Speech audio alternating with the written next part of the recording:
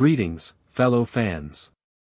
You're tuned into Super Harry, presenting to you today, what if Harry's core exploded age 10 destroying 156 blocks and revealing he's Merlin's heir. Show some love by liking and subscribing. Enjoy the story ahead. Chapter 1, The Radius. The morning of Harry's 10th birthday began the way most mornings at number 4, Privet Drive began, with Aunt Petunia's voice cutting through the ceiling like a blade through paper, shrill and precise, finding him in the cupboard under the stairs before he'd even fully surfaced from sleep. "Boy! Up! There's breakfast to make and I won't have Dudley waiting on account of you lying about." Harry was already moving. He'd learned a long time ago that the gap between her first call and her second was exactly 45 seconds, and that the second call came with footsteps, and that footsteps coming toward the cupboard on his birthday, when Dudley's party was being held that afternoon and the whole Polkiss family was coming over, was something to be avoided entirely. He pulled on jeans that were 3 sizes too large, a t-shirt that hung off one shoulder, and was out of the cupboard with his shoes in hand before she reached the bottom of the stairs. She looked at him the way she always looked at him, like something she'd found on the doorstep a second time after already throwing it away once, and pointed at the kitchen. He made eggs. He made toast. He made the coffee exactly the way Vernon liked it, strong enough to strip paint, and he set the table and he stood at the counter eating the heel of yesterday's bread while Dudley came thundering down the stairs and immediately began opening presents at the table without waiting for anyone to tell him he could. 37, Dudley announced, after a recount. "That's 2 fewer than last year." "We'll get you 2 more today, Diddykins," Petunia said immediately, shooting a glance at Vernon that said "this is your fault" in a language Harry had long since learned to read. Vernon was reading the paper.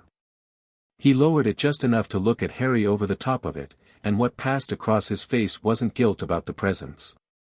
It was something older and meaner, a look Harry recognized but had never had a name for until recently, when he'd started to think of it as the reminder look. Like Vernon needed to look at him once a day just to remind himself that Harry was still there, still small, still manageable. Harry looked back. He didn't smile or drop his gaze. He just ate his bread. Something shifted in Vernon's face. His jaw tightened. "Don't stare, boy."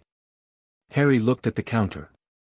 The day moved the way Dudley's birthday always moved, in the direction of Dudley and away from everything else.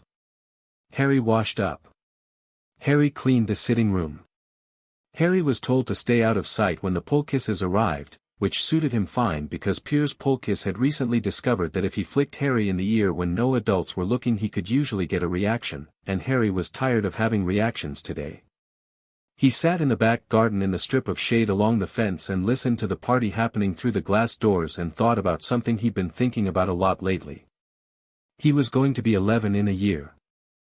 He'd heard the word school used in conversations between Vernon and Petunia that stopped whenever he walked into a room.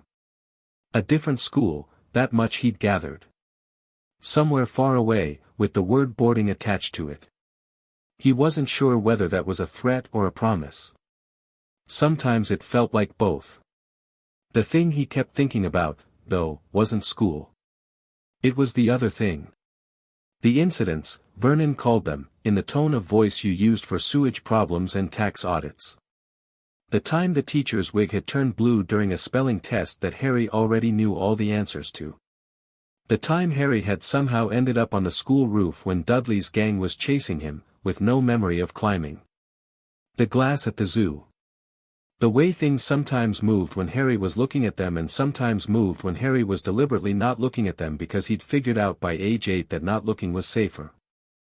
He sat with his back against the fence and turned a pebble over in his fingers and thought, "There is something in me that I don't understand."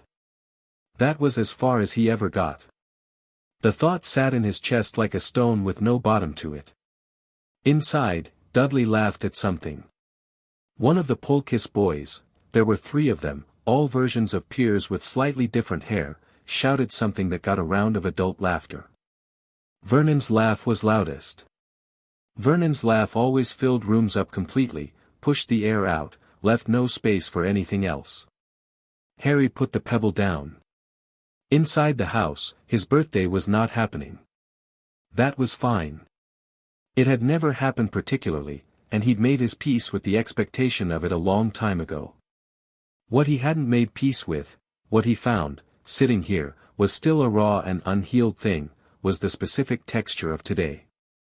The way the house was full of celebration and he was outside it. The way his birthday was the day everyone else got to be happy and he got to be invisible.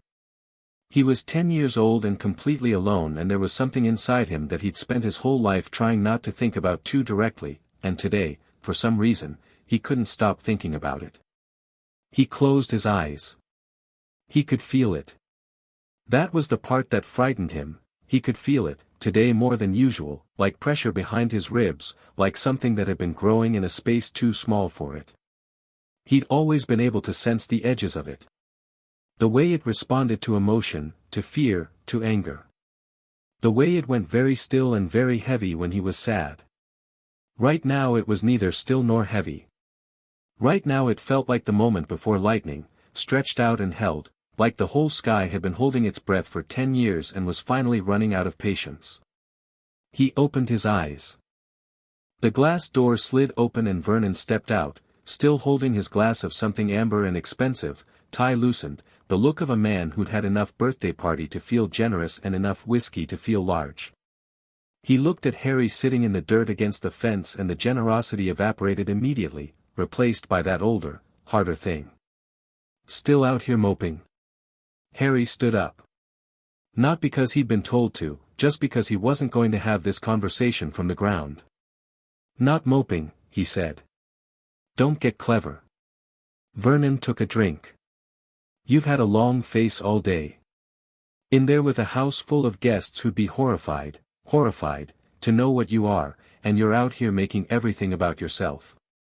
It's Dudley's birthday. It's my birthday too. The words came out quiet and even. Harry wasn't sure why he'd said them. He'd never said them before.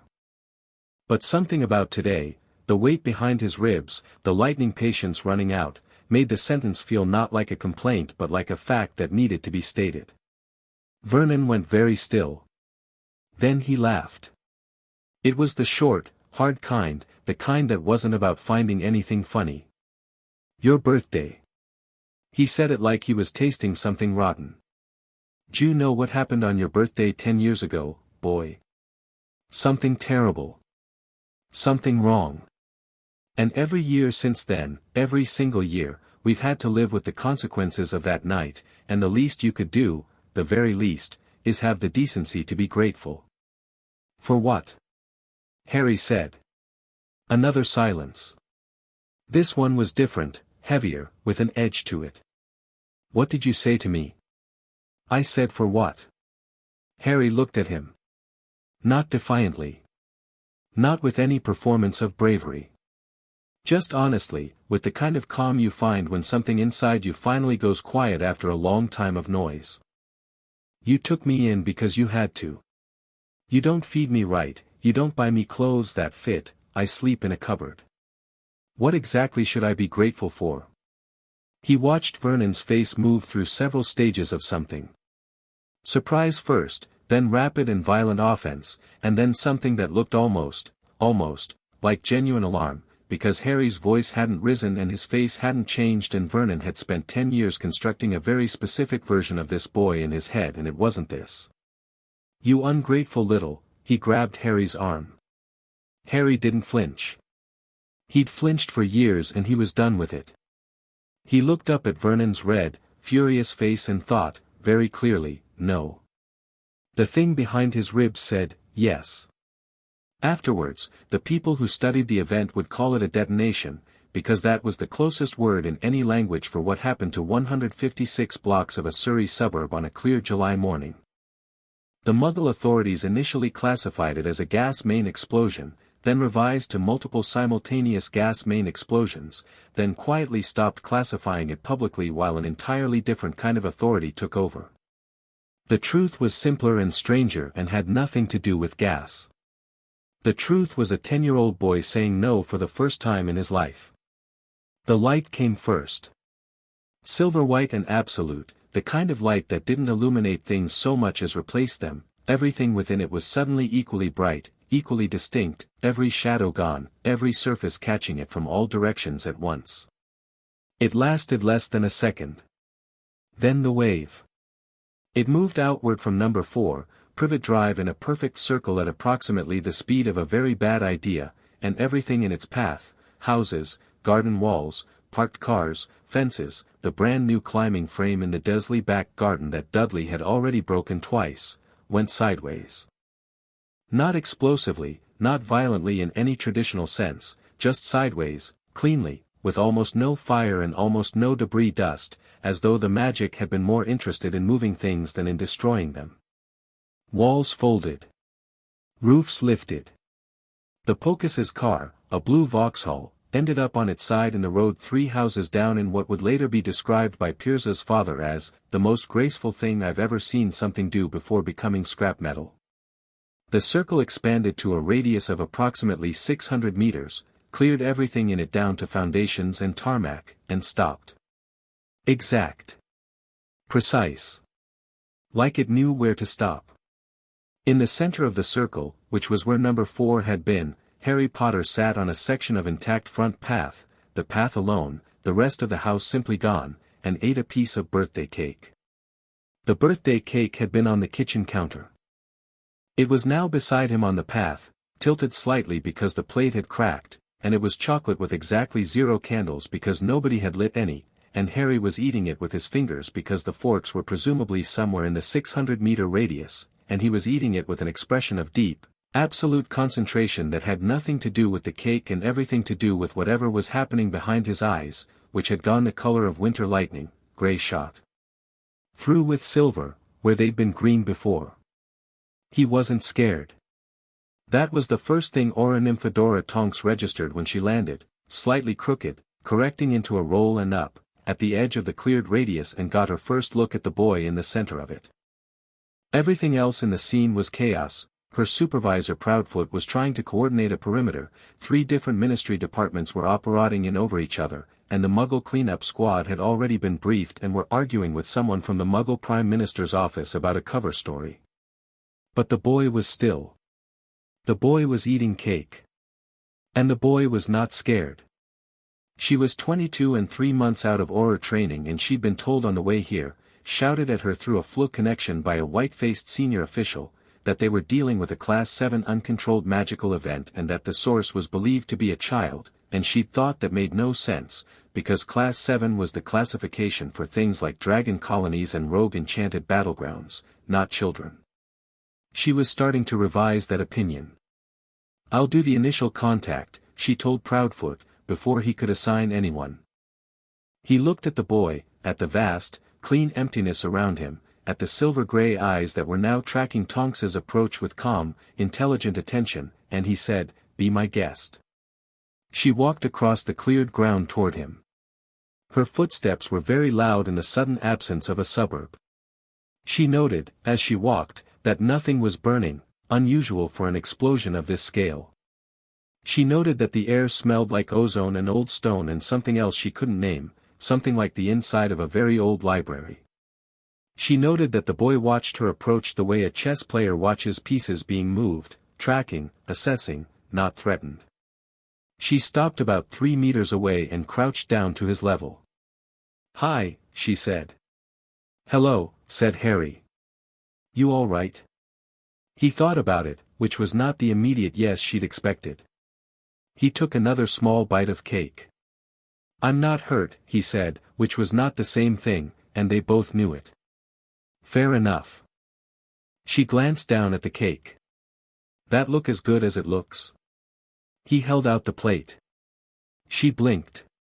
Then she took a corner piece, good manners cost nothing, her mum always said, and tried it, and it was genuinely excellent chocolate cake, which was an absurd detail that she would include in her incident report and would later be redacted by someone with no appreciation for texture. "I'm Tonks," she said. "I'm an Auror. Do you know what that is?" "Like a magical police officer." "More or less, yeah." She studied him. Close up, the silver in his eyes was even more striking. It wasn't a uniform color, it moved, shifted, like something alive was behind it just barely. She'd read about this in theory, in a section of her Auror coursework labeled Historical Magical Phenomena, see also, Pre-Hogwarts Era. She hadn't paid it much attention because it had been in the same unit as Dragon Dentistry and she'd been focused on passing. "What's your name?" "Harry Potter." The name landed like a stone in still water, and Tonks, who had been doing very well up until that moment at maintaining a casual, unthreatening demeanor, felt her face do something involuntary. She corrected it quickly, but not quickly enough, because the boy noticed. "People keep doing that," he said. "Making that face. The one you just made." "What face?" "The one that means my name means something and nobody will tell me what." He set the cake plate down. He was direct, this boy, not aggressive, just precise, like he'd decided that the gap between not knowing something and knowing it was shorter if you said the thing out loud. "My aunt and uncle used to do it. And teachers, sometimes. And the lady at the grocer's once, when I said my last name." Tonks sat down on the cleared ground across from him, cross-legged, and decided that the casualness of that was either very smart or very stupid and she was going with smart. "Right. So. We should probably start somewhere sensible. What do you remember about what just happened?" Harry looked out at the cleared circle. 360 degrees of nothing, neat as a compass drawing, Surrey beyond it looking shocked and irrelevant. He was quiet for a moment. "My uncle grabbed my arm," he said. "And I thought, not as a wish, just as a fact, that I didn't want him to do that. That he was never going to do that again." He paused. "And then that," he gestured broadly at the 600-meter radius of structural absence, "happened. And where's your uncle now?" "I don't know. I think they got out. The Polkisses too, I could hear a lot of running. I wasn't really paying attention." He frowned. "I should probably check that they're all right.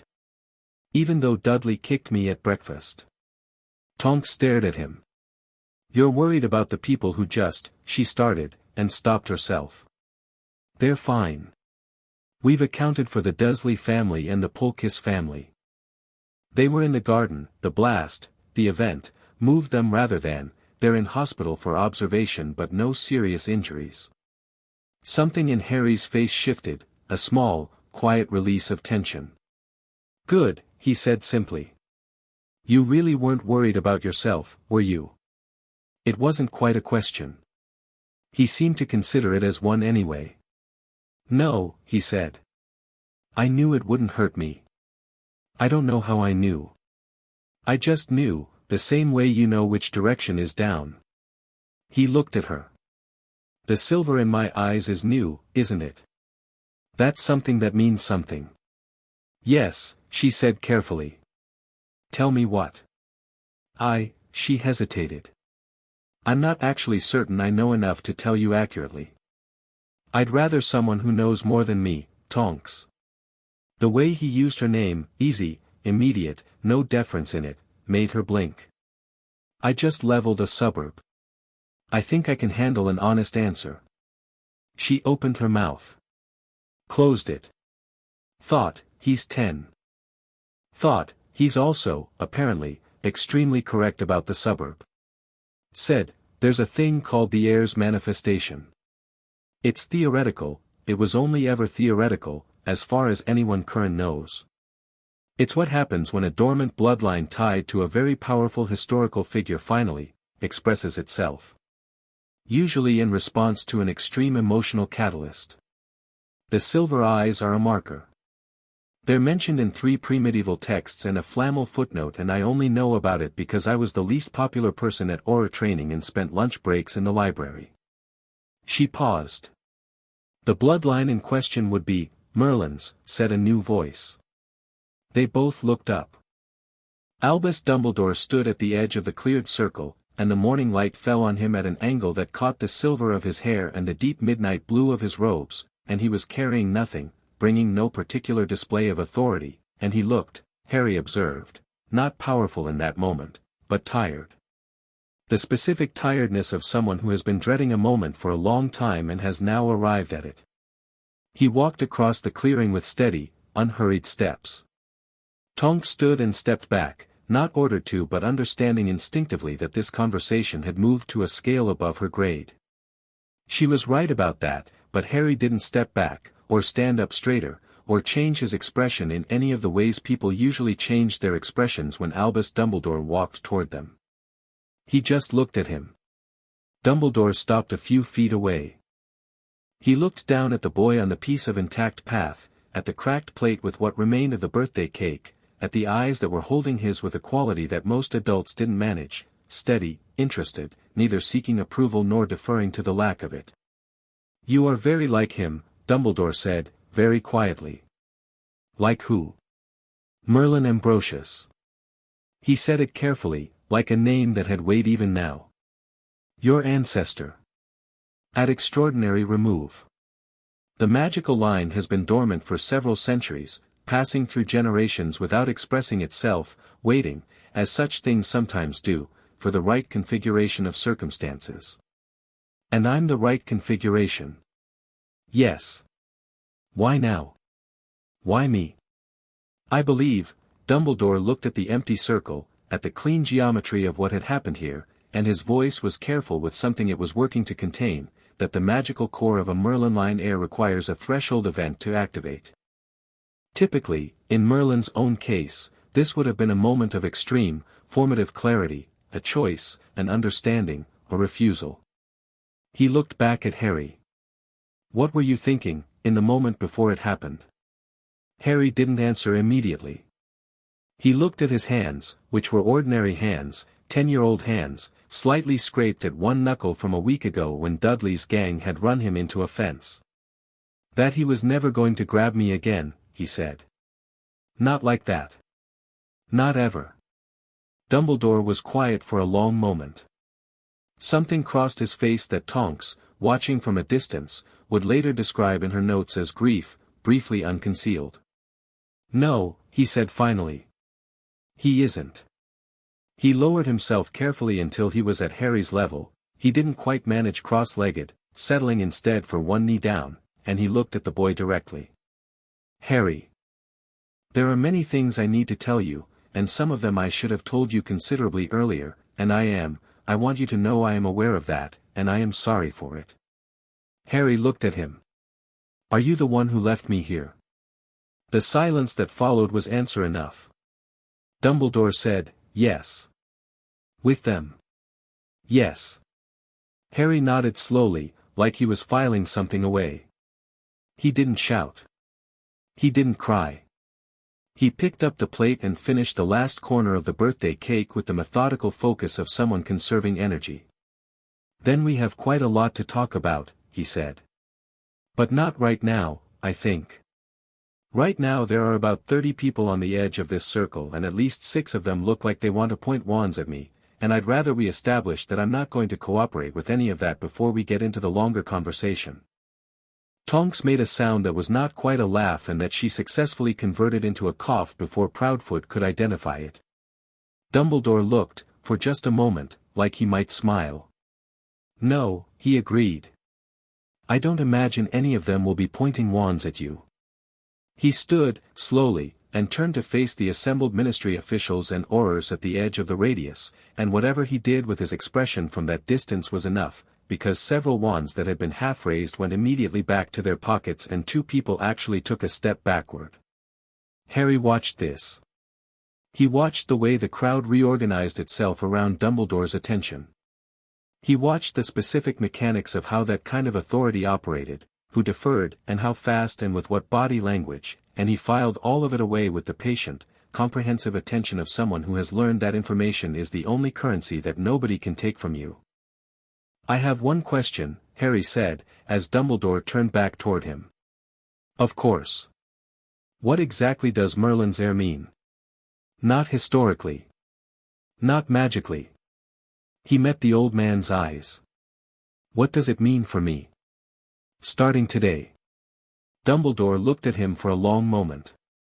It was becoming clear to Tonks, genuinely uncertain how to pitch the answer, how much to say, how to say it, whether simplicity would be patronizing to this particular boy or whether complexity would overwhelm him. He was recalibrating, she realized. He'd built a version of this child in his mind and the child in front of him was not fitting it. It means, Dumbledore said finally, that you are the most powerful magical being born in approximately 1,000 years, and that the world is going to need a great deal of time to adjust to that, and that, he paused, and the next part came out with what sounded like genuine, unguarded feeling, I am going to have to be a great deal more honest with you than I had planned to be. Harry stood up. He was small for 10, underweight in a way that said everything about the last decade without needing to be stated. He stood on the intact piece of front path of what had been number 4, Privet Drive, in clothes 3 sizes too large, with silver winter lightning eyes that were absolutely steady, and he looked up at Albus Dumbledore and said, "Good. Honesty sounds brilliant. Let's start with why I have scars shaped like a lightning bolt on my forehead."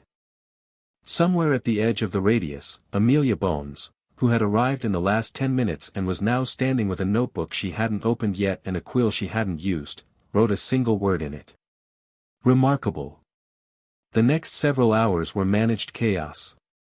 Harry was not taken to a ministry holding facility, which 3 different officials had initially proposed and then rapidly unproposed when Dumbledore looked at them. He was not taken to St. Mungo's, though a healer came to him and took him aside for 15 minutes, during which she checked him over with a series of diagnostic spells that kept returning results she had to check twice, and then once more, and then said, "You're in extraordinary health, actually," in a tone that suggested she'd been expecting significantly worse and was disoriented by the good news.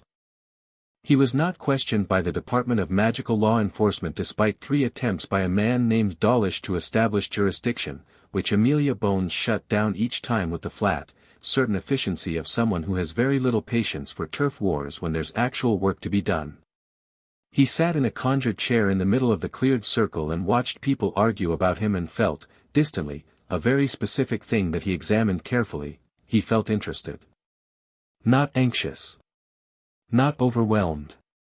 He was watching a system react to something it hadn't prepared for, and the system was considerably more confused than he was, and he found that, not satisfying exactly, but clarifying, in the way that hard information always felt clarifying even when the information was complicated. Tonks came and sat with him again around mid-afternoon, because most of the senior officials had stopped paying attention to whether she was doing anything official and she'd decided that sitting with the child was both genuinely useful and considerably more interesting than standing near Proudfoot. "You're taking all of this very calmly," she said. "I've been taking everything calmly my whole life," Harry said. "It's sort of a habit. If you panic in the cupboard, you can't hear whether someone's coming." Tonks absorbed this. She had been briefed, in a general way, about the Dursley situation, the nature of Harry's living arrangements, what had been standard practice in that house. She'd processed it professionally, in the way you had to process certain things professionally or you couldn't function. But the cupboard, said that simply, with that much quiet matter-of-factness, hit different. "Does Dumbledore know?" she asked. "About the cupboard?" Harry looked at her. "What do you think?" She didn't answer. "Someone checks in once a year," Harry said. "Supposedly. Mrs. Figg, down the road. She babysits sometimes. She knew what it was like. I assumed she reported something, somewhere." He looked at his hands again. "It's fine. It was fine. I mean, it isn't, obviously, in the abstract, but I'm fine. I've always been fine." A beat. "That's probably a concerning sentence." "Little bit," Tonks said. "I don't need anyone to be upset on my behalf," Harry said, with a directness that made her wonder who had told him to feel that way, or whether he'd just taught himself, in the cupboard, because there was no one to be upset on his behalf and it had been simpler to not need it. He paused, working something out, "I need someone to tell me the true version of my life. Not the version that protects me from information because I'm 10. The actual version." "That's Dumbledore's conversation," Tonks said. "That one's above my clearance. Can you tell me one thing?" "Maybe. My parents." James and Lily Potter. He said their names carefully, like words he'd practiced. They were killed by someone. I've always known that. My aunt told me it was a car crash and she was clearly lying because she can't say their names without looking like she's swallowed a lemon. But something killed them. Something specific. And it's connected to the scar. He touched it briefly, the lightning bolt on his forehead. Can you at least confirm it wasn't an accident? Tonks was quiet for a moment. She thought about protocol, clearance, the right channels. She looked at the boy who had just demolished a suburb in a perfect geometric circle at age 10. She said, "It wasn't an accident." He nodded slowly. "Thank you," he said. "I know that was probably more than you should have said." "Probably," she agreed.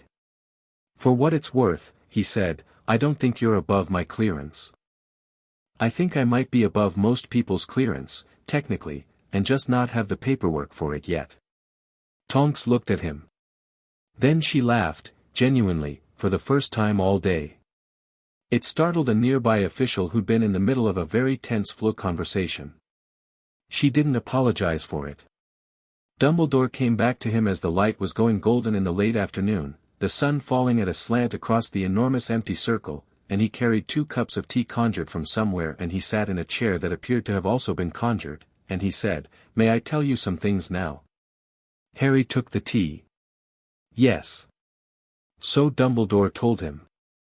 He told him about Voldemort, carefully, with the name instead of the euphemism, because looking at this child he couldn't see any merit in the euphemism, and about the night at Godric's Hollow, and about the sacrifice that had saved Harry and the protection it had created, and about why he'd been placed with the Dursleys and what the blood protection was meant to do.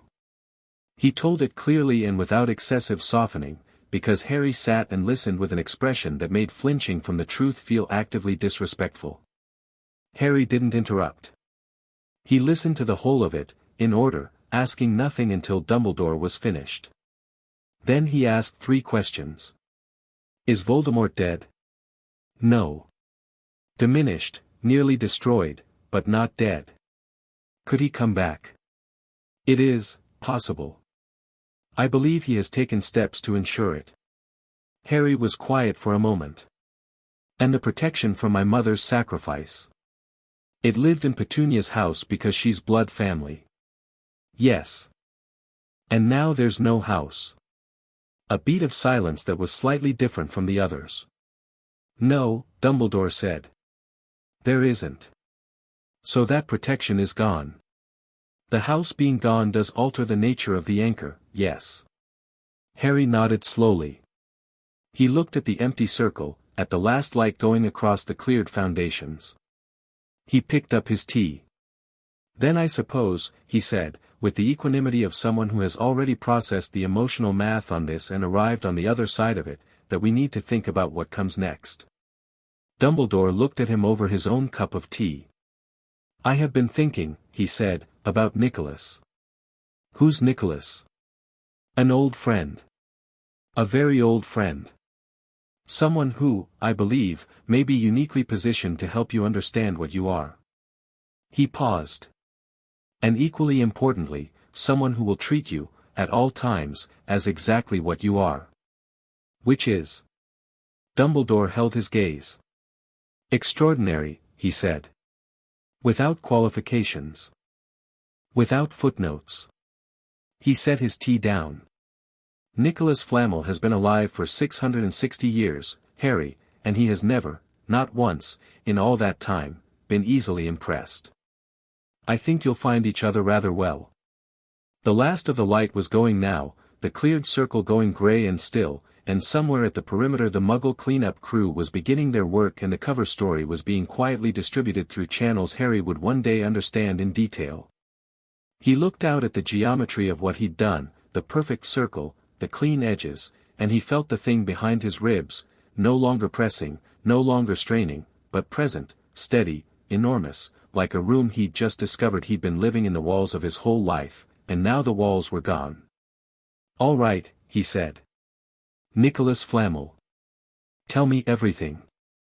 Chapter 2, Flamel's library. The Flamel estate sat in the Loire Valley like a secret that had decided, after several centuries, that it no longer needed to be hidden.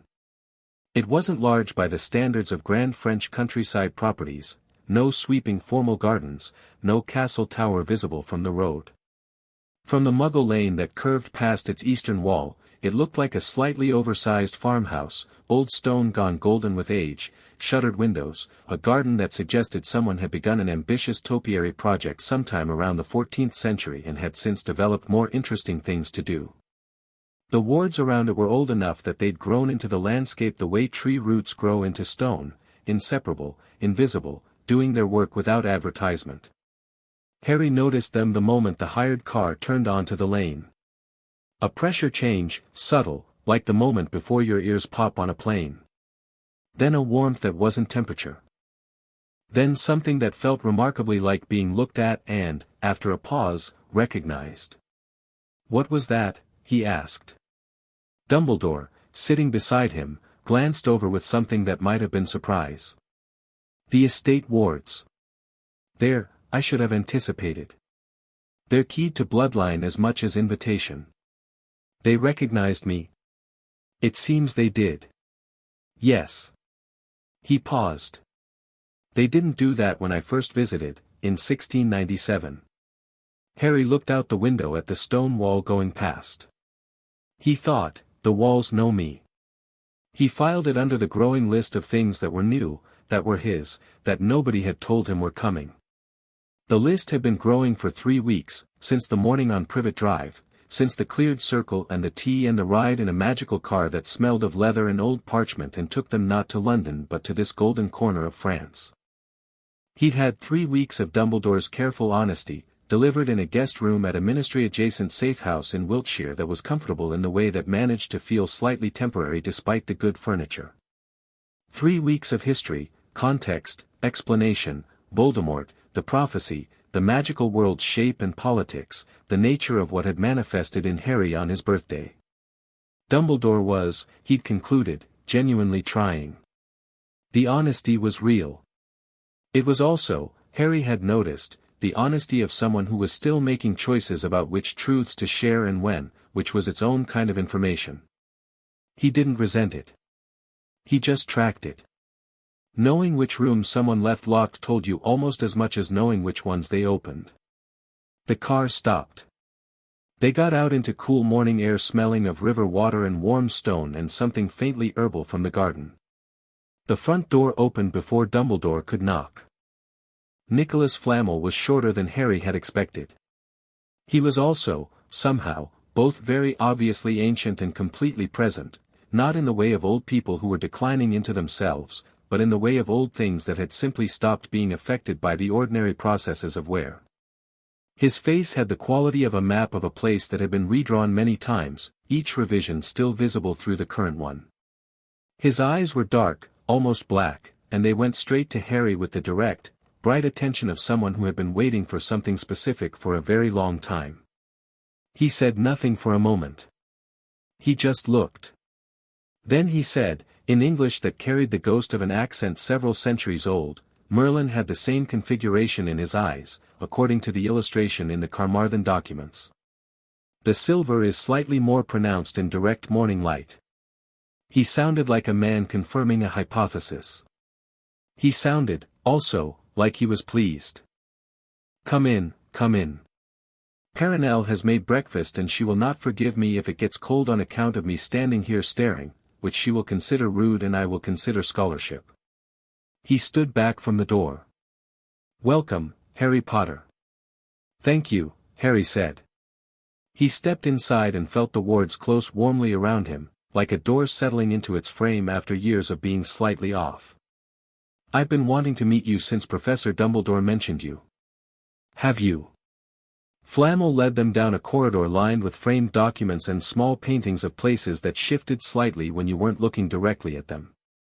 "What did he tell you?" "That you're 660 years old, that you've never been easily impressed, and that you treat me as what I actually am." Flamel glanced back at Dumbledore with an expression of mild amusement. "Albus. Flattery. Honesty," Dumbledore said mildly. Rarer from you than flattery, so I'll accept the distinction. He pushed open a door into a kitchen that was warm and smelled of coffee and something baking and was cheerfully, completely at odds with any expectation of antiquity.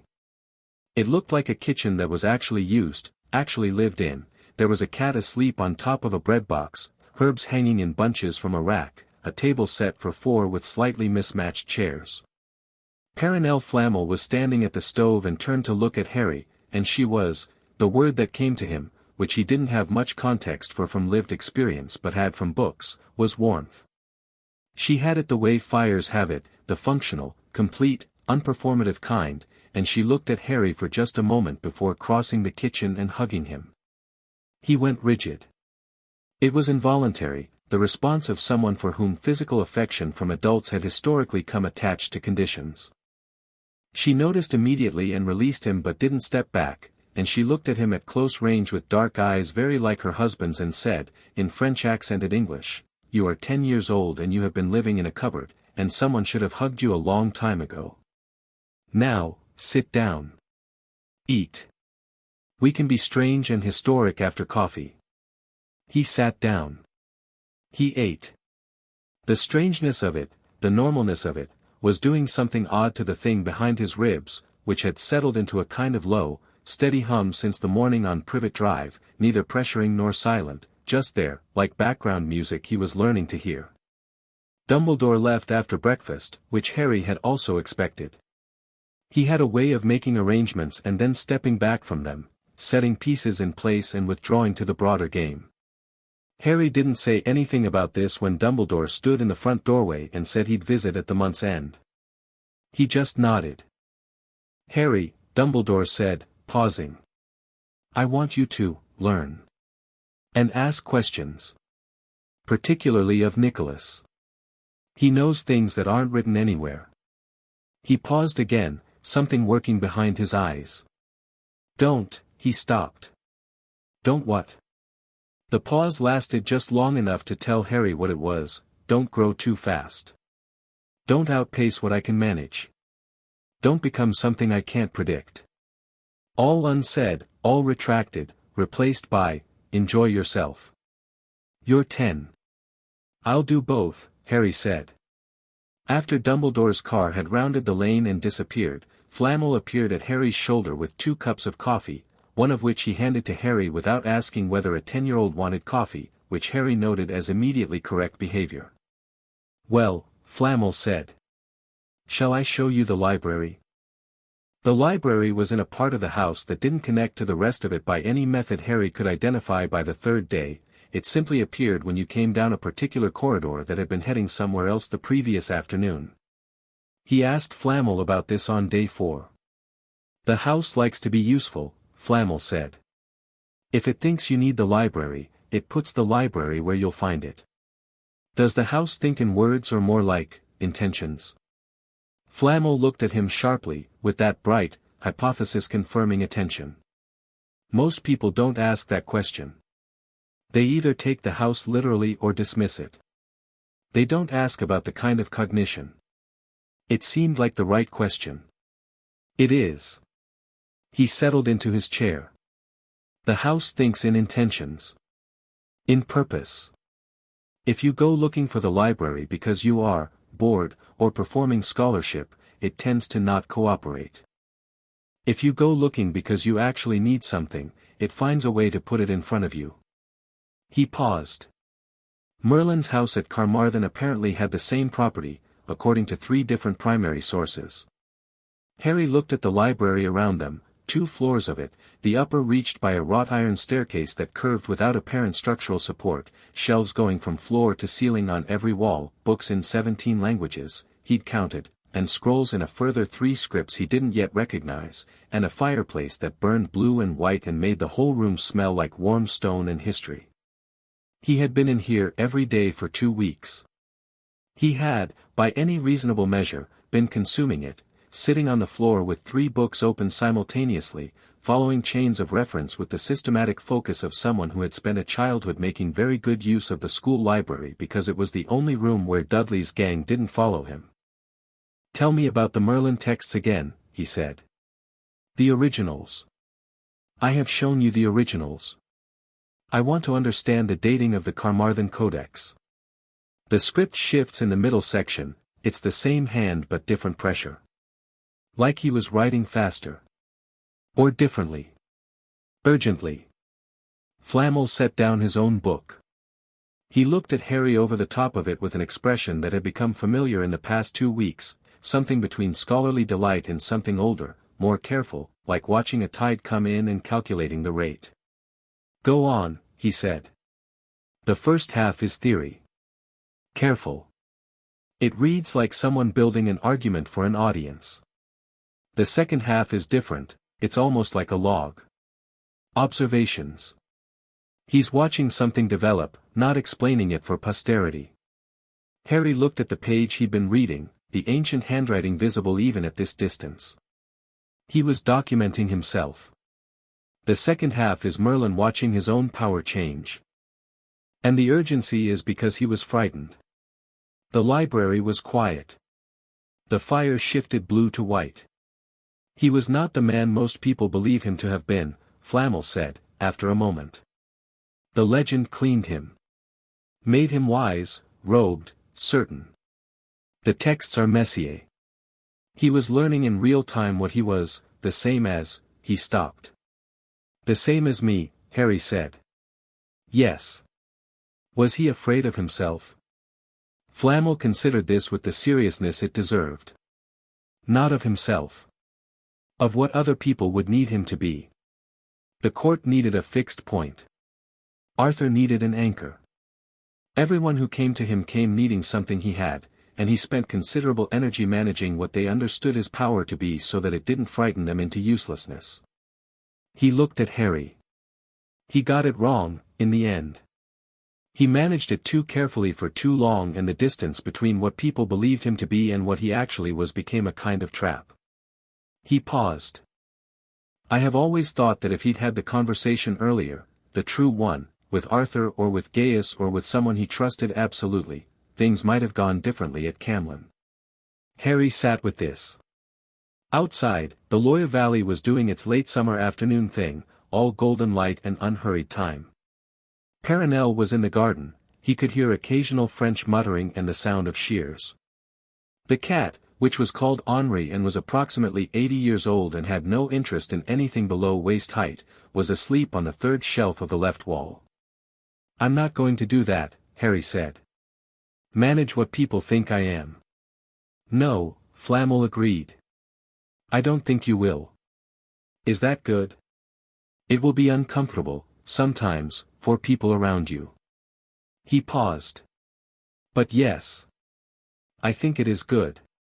They worked, after that, in the comfortable silence of two people who both preferred information to conversation and had enough of both available to choose freely.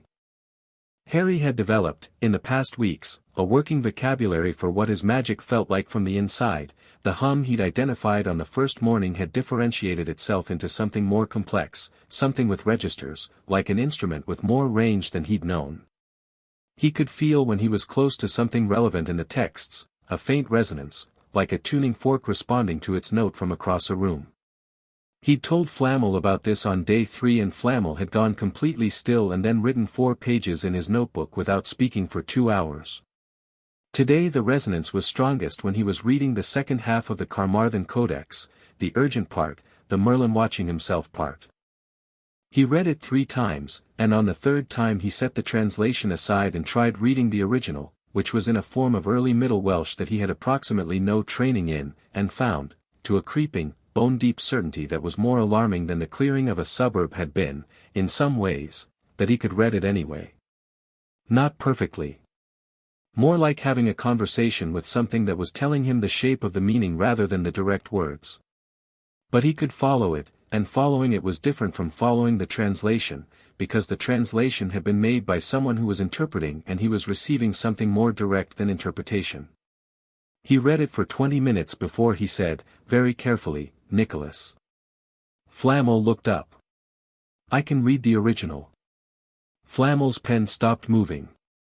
He looked at the codex in Harry's hands, at the early Middle Welsh text that required specialized training in medieval languages to access it all, and then he looked at Harry's face, which was calm but held something unusual in it, something between recognition and unease, like a person who has found a room in their own house they didn't build and isn't sure whether to be glad of the space or frightened of the door. "What does it say?" Flamel said. His voice was exactly level. "The middle section, starting here." Harry pressed the page gently. "He's writing about the activation event. His. Not mine. But it's similar." He paused, following the meaning shapes. He says, "The best translation I can do is, the core does not simply grow, it remembers." And then, "I have been here before. Not me, this line. This fire. I am not the first instance of it, and I understood, in the moment it woke, that I would not be the last." The library was very quiet. He knew, Harry said. He knew he was an instance of something larger. That the power would recur. "Yes," Flamel said softly. "We, the scholars who have studied his work, we suspected as much. But the original texts in their original language have never been legible to anyone since the 15th century. There's some indication that Merlin keyed them, that they would only be fully readable to someone of the bloodline." Harry looked at the page. "He left them for me. Or whoever I was going to be." "I think so. Yes." Harry turned the page. He read forward, following the meaning shapes, occasionally stopping to verify something against the translation. Flamel didn't speak. He picked up his pen again, but he didn't write anything. He just held it, watching, with the expression of a man who has been waiting 600 years for something and is now watching it arrive and finds himself, unexpectedly, quite moved. "There's a section at the end," Harry said. "That isn't in the translation." Flamel looked up sharply. "The Codex has a complete translation. Marchetti did it in 1892, it took him 8 years, Marchetti couldn't read the last 16 pages, Harry said. He looked up. "I can." He spent the rest of that afternoon with the last 16 pages. Flamel sat across from him and Harry spoke the meaning shapes aloud as he read, slowly, working them into English, and Flamel wrote everything down in quick, precise handwriting with the focused attention of someone who was aware they were taking notes on something that would matter in ways they couldn't fully anticipate. The last 16 pages were different. Less frightened than the middle section, more considered, the handwriting settling into a kind of deliberate pace that suggested a man who had reached something he'd been moving toward and was taking his time with it. It was partly instruction, partly observation, and partly something that felt like, Harry thought the word was letter, though it was written in nothing like a letter's form. Like someone arranging information for a specific reader they'd never meet. The magic described in it was unlike anything in the translated sections. More fundamental. Less about specific applications and more about the underlying nature of what Merlin's bloodline carried, what distinguished it from ordinary, even extraordinary, magical ability. Harry read it carefully, following each meaning shape, and the hum behind his ribs got stronger as he went, resonating with the text the way it resonated in the stacks when he was near something relevant, except this was considerably more resonant than anything else had been. The last page had a single short passage that he read and then sat with for a long time before translating. "What does it say?" Flamel asked. Harry looked up. He had the expression of someone who has found a map and recognized, for the first time, their own location on it. He says, "The line will be silent for as long as it needs to be silent. When it wakes, it will wake in answer to pain, because that is the nature of inheritance through darkness, it comes alive when it is needed, not when it is convenient. The one who carries it will already know, before anyone tells them, that they are not ordinary. They will have spent years knowing this and being taught to be ashamed of it. Do not let them be ashamed. The power is not the problem. The power is the answer. What it answers is the real question." He set the codex down. Outside, the light was going, evening coming in off the river, the garden going to shadow. "Harry," Flamel said quietly. "I'm fine," Harry said. And then, because that was a reflex and he was trying to be more honest than reflex, that was, it's a lot, reading that. From him. Across all that time. He picked up his coffee, which was cold, and drank it anyway. The power is the answer. What it answers is the question. He turned this over. What was he answering? What do you think? Imbalance. The world was, weighted wrong. Arthur's court was working towards something, but the surrounding structure was wrong, the way power was distributed was wrong, who had it and why was wrong. Merlin spent his whole life trying to correct that.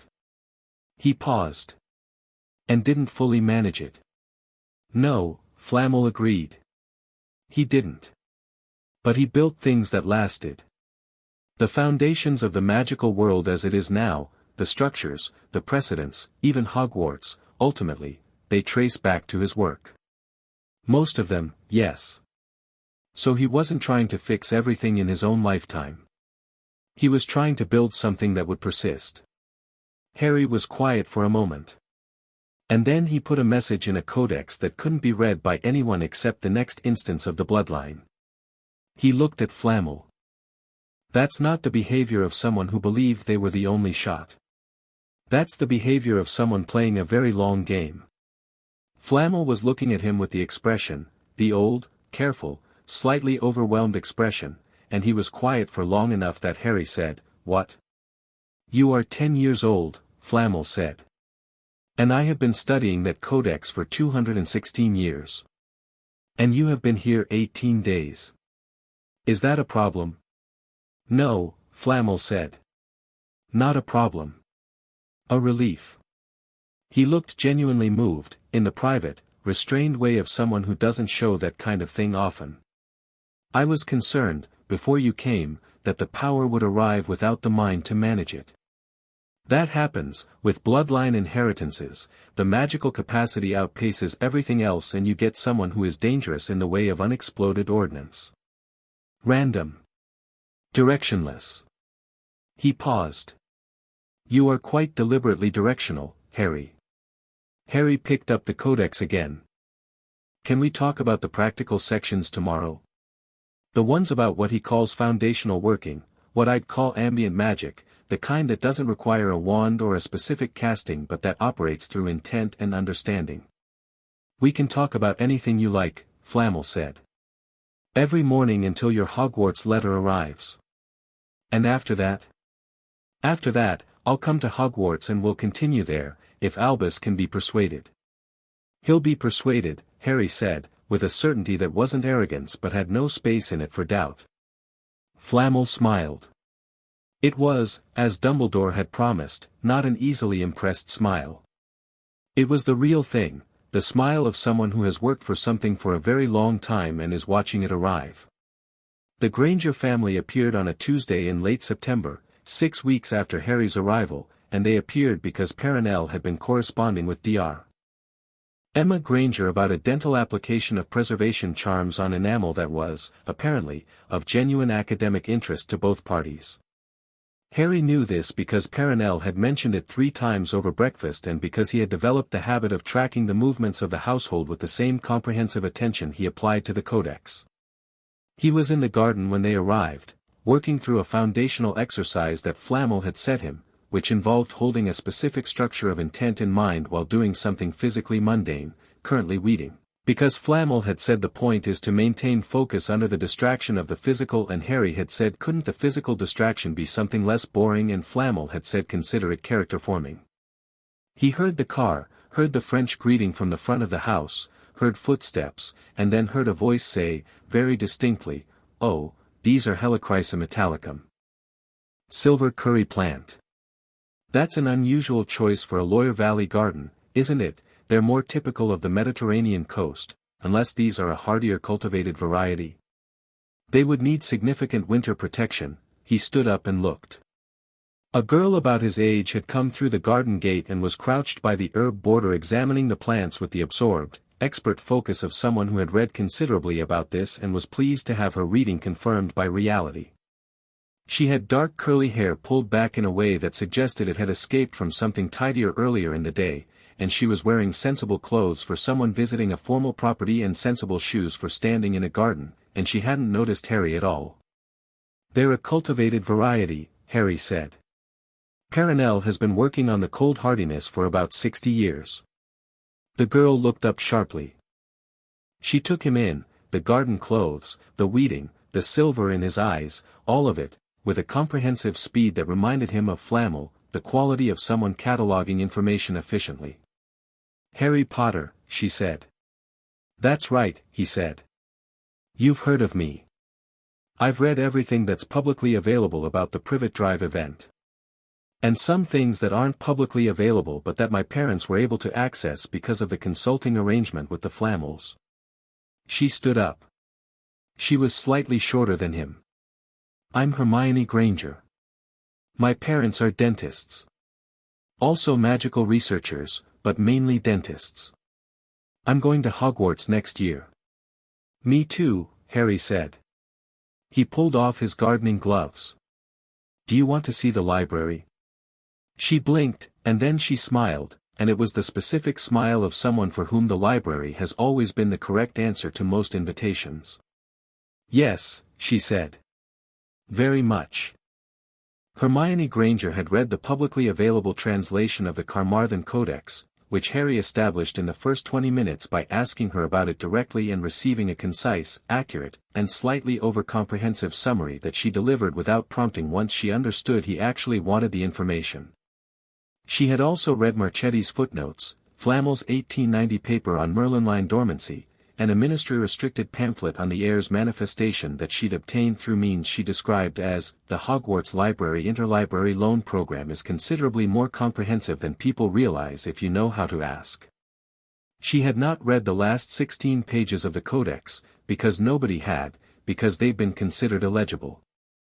They're not illegible, Harry said, laying it open to the section in question. She looked at the pages. She tried to read them. She looked up. This is, the script shifts. This is early Middle Welsh but the orthography is inconsistent with any standard form I've encountered and some of these characters don't appear in any reference I've used. It's keyed to the bloodline, Harry said. Only readable by someone in the direct line. He paused. Or, I think, by someone that the bloodline recognizes as relevant. She looked at him. What does that mean? I don't know exactly. But the house wards recognized me when we drove in, and they used the same principle, bloodline recognition plus something else. Intent, maybe. Or alignment, in some sense I don't fully have the vocabulary for yet. He touched the corner of the page. Try reading it again. But don't try to read it the way you'd read anything else.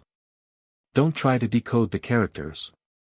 Just, look at the page and try to receive what it's trying to say.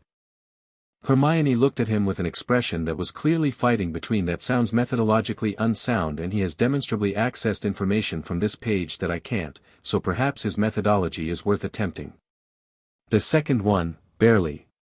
She looked at the page again. 30 seconds passed. There's something, she said slowly.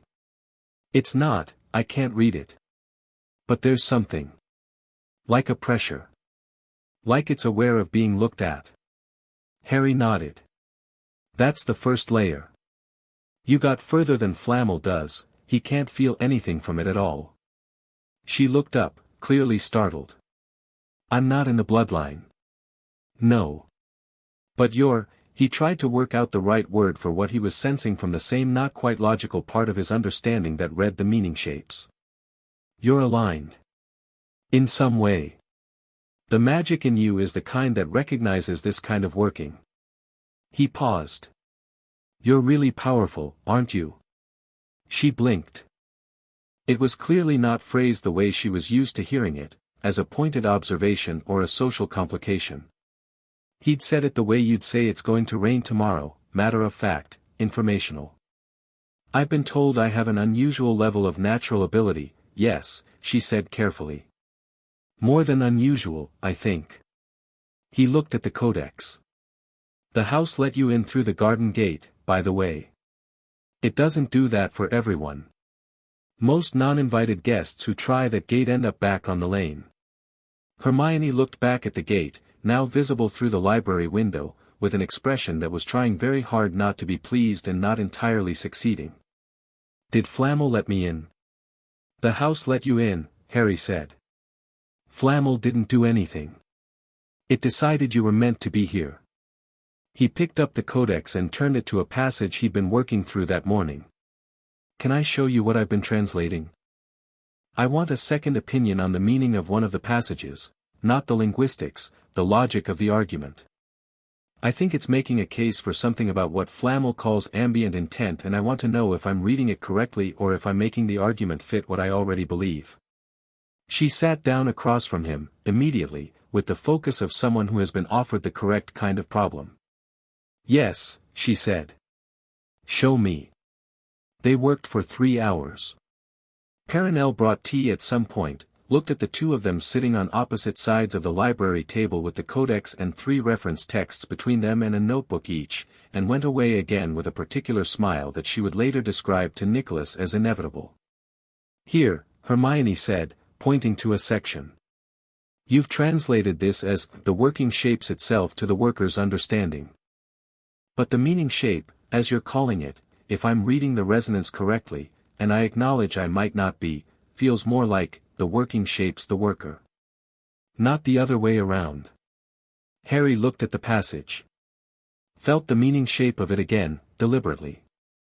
And felt something click sideways in his understanding, the way a piece of furniture being moved an inch to the left suddenly makes the whole room make more sense. You're right, he said. She looked up, and the startled pleased expression was back. He got the impression that being told she was right was not unusual for her, but being told it this quickly and without qualification was. The implications of that are significant, she said.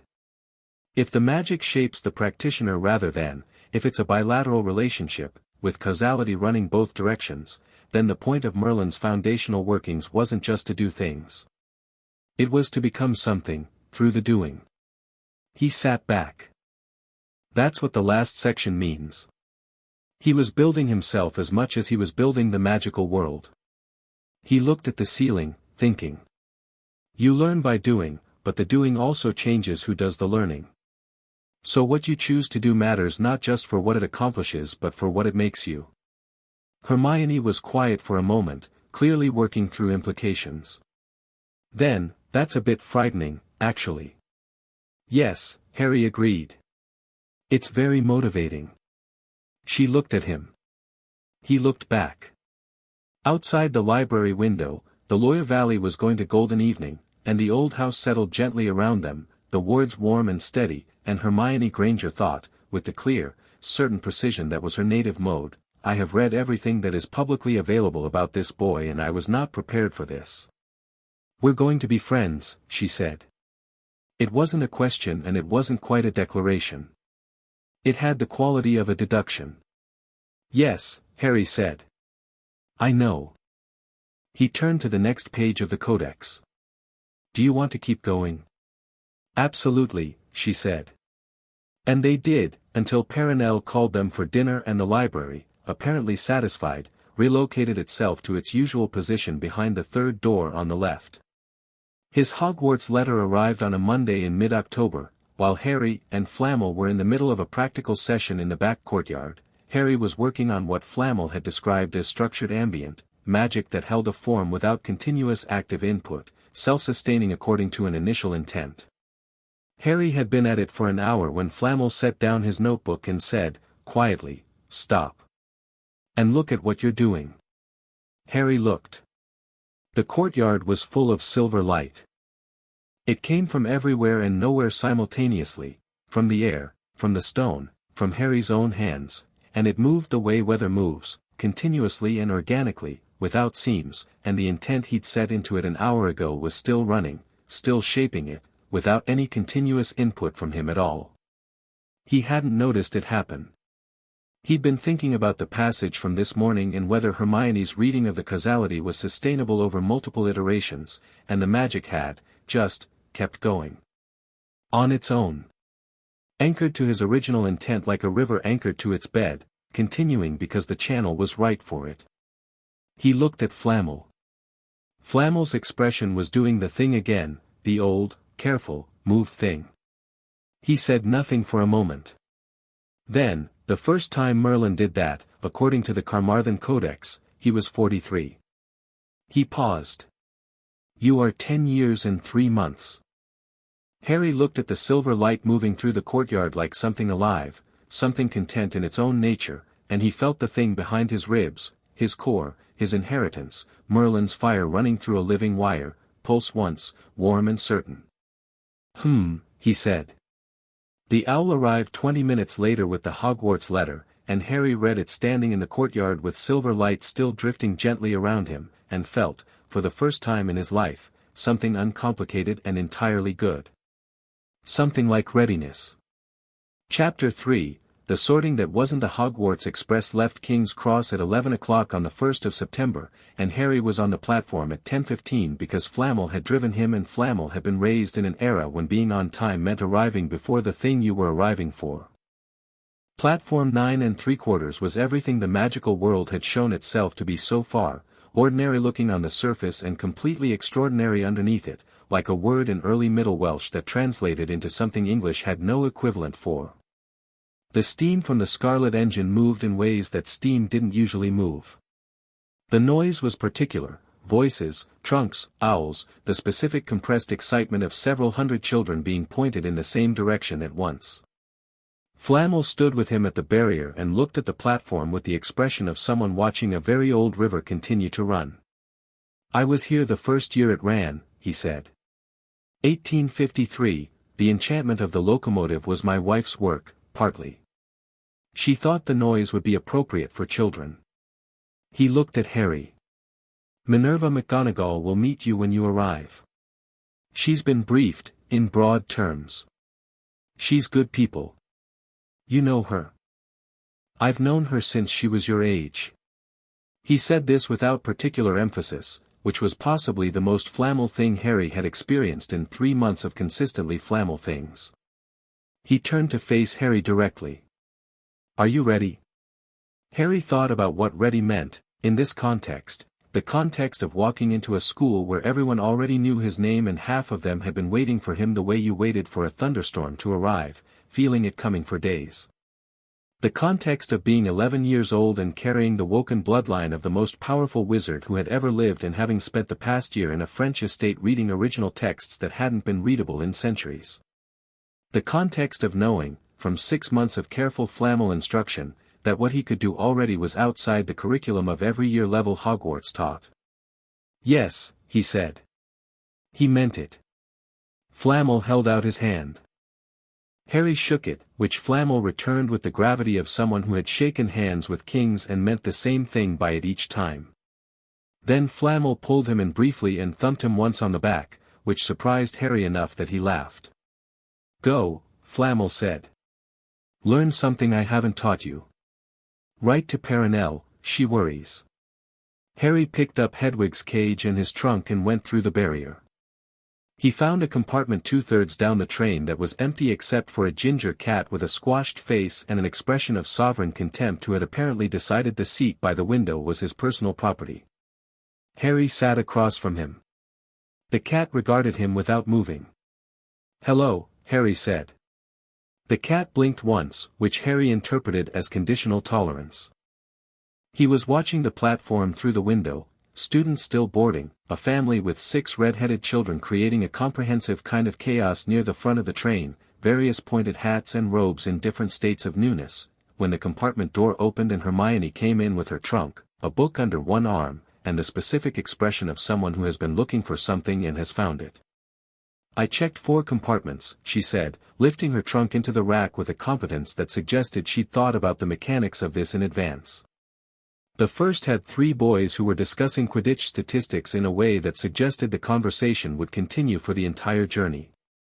The second had a girl who immediately tried to read my palm. The third had someone's pet toad sitting alone in the middle of the seat, which was fine, but then its owner came back and was very intense about the toad. "And this one has you and a cat." "The cat's not mine," Harry said. "He was here when I arrived." She sat down and opened her book, and for a few minutes the compartment was pleasantly full of the kind of silence that exists between people who are comfortable enough with each other not to need noise. Outside, the platform was clearing, and then the train lurched and began to move, and London slid past the window in bright September pieces before giving way to the long, rolling green of the British countryside. The compartment door opened again.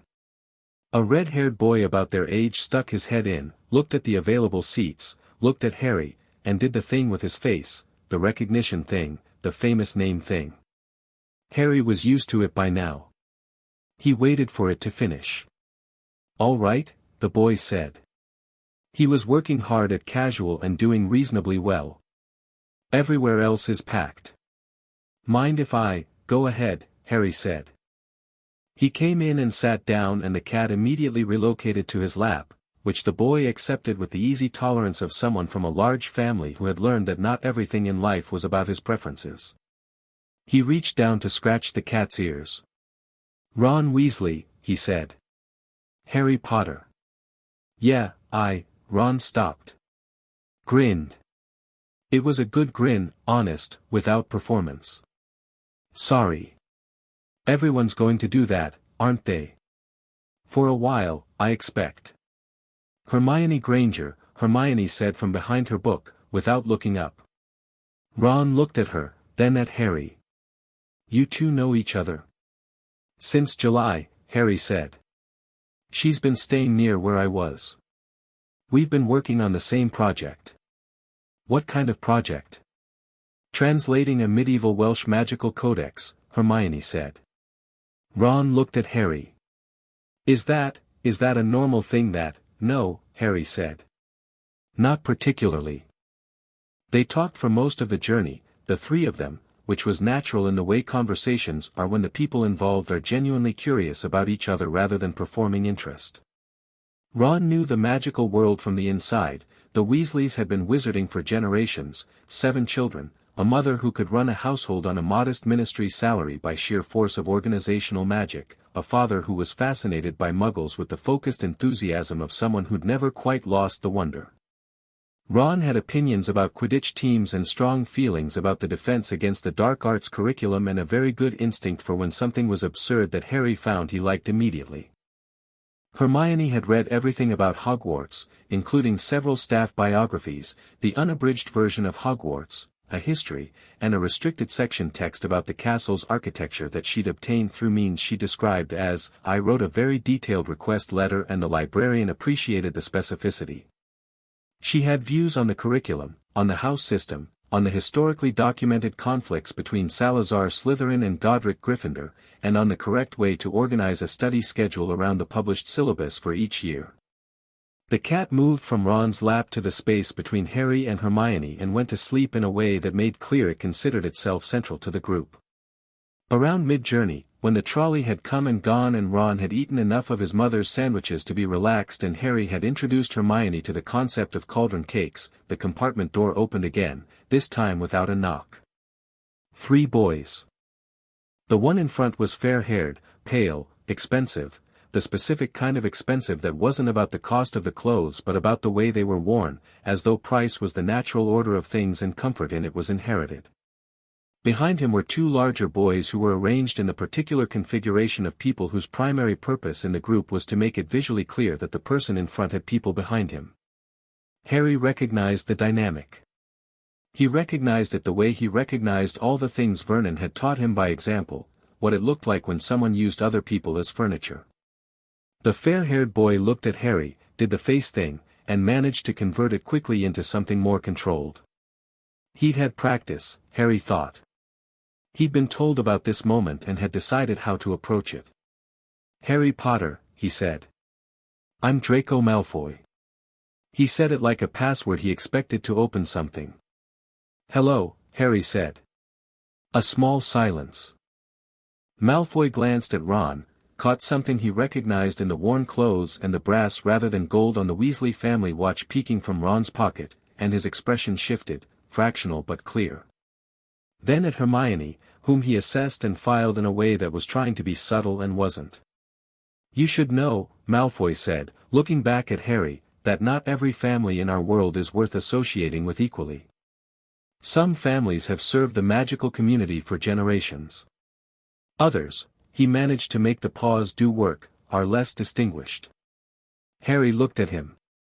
He studied Malfoy's face, the performance of ease in it, the careful construction of someone who had been practicing this kind of speech since he could talk, the genuine certainty underneath that what he was saying was simply accurate and needed only to be delivered correctly to be understood as such. He saw a boy who had been raised in a very specific world and had been told, consistently, that the world confirmed his position in it.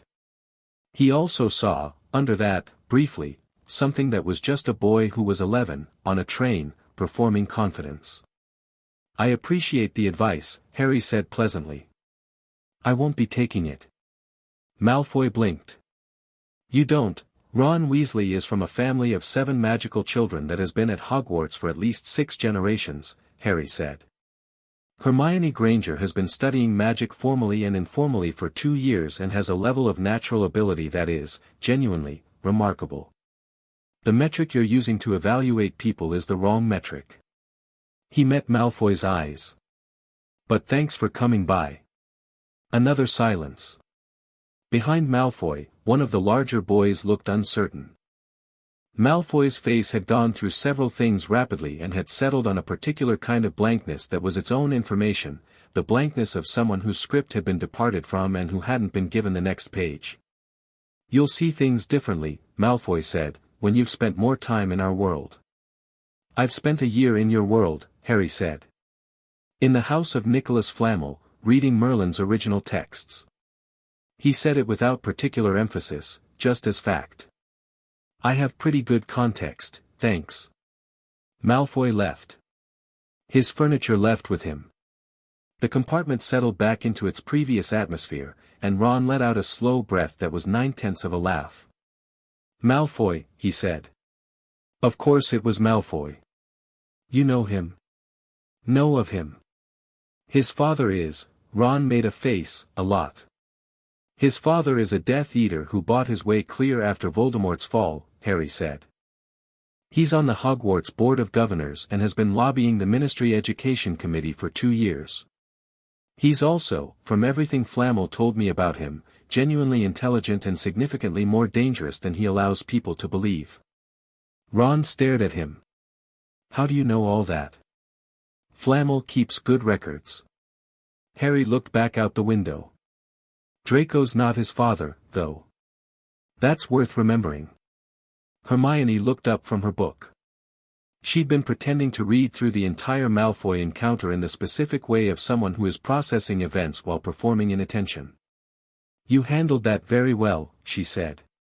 "Without being unkind."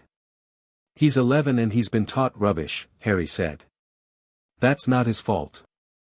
The train moved on, and Scotland came up around them in the way Scotland did, gradually, then all at once, like an argument being made and then won, and by the time Hogwarts appeared through the rain-dark window, vast and impossible and lit like something that had decided a long time ago that being subtle about itself was not worthwhile, all 3 of them were at the window, and even Hermione, who had read Hogwarts, a history cover to cover twice, was quiet.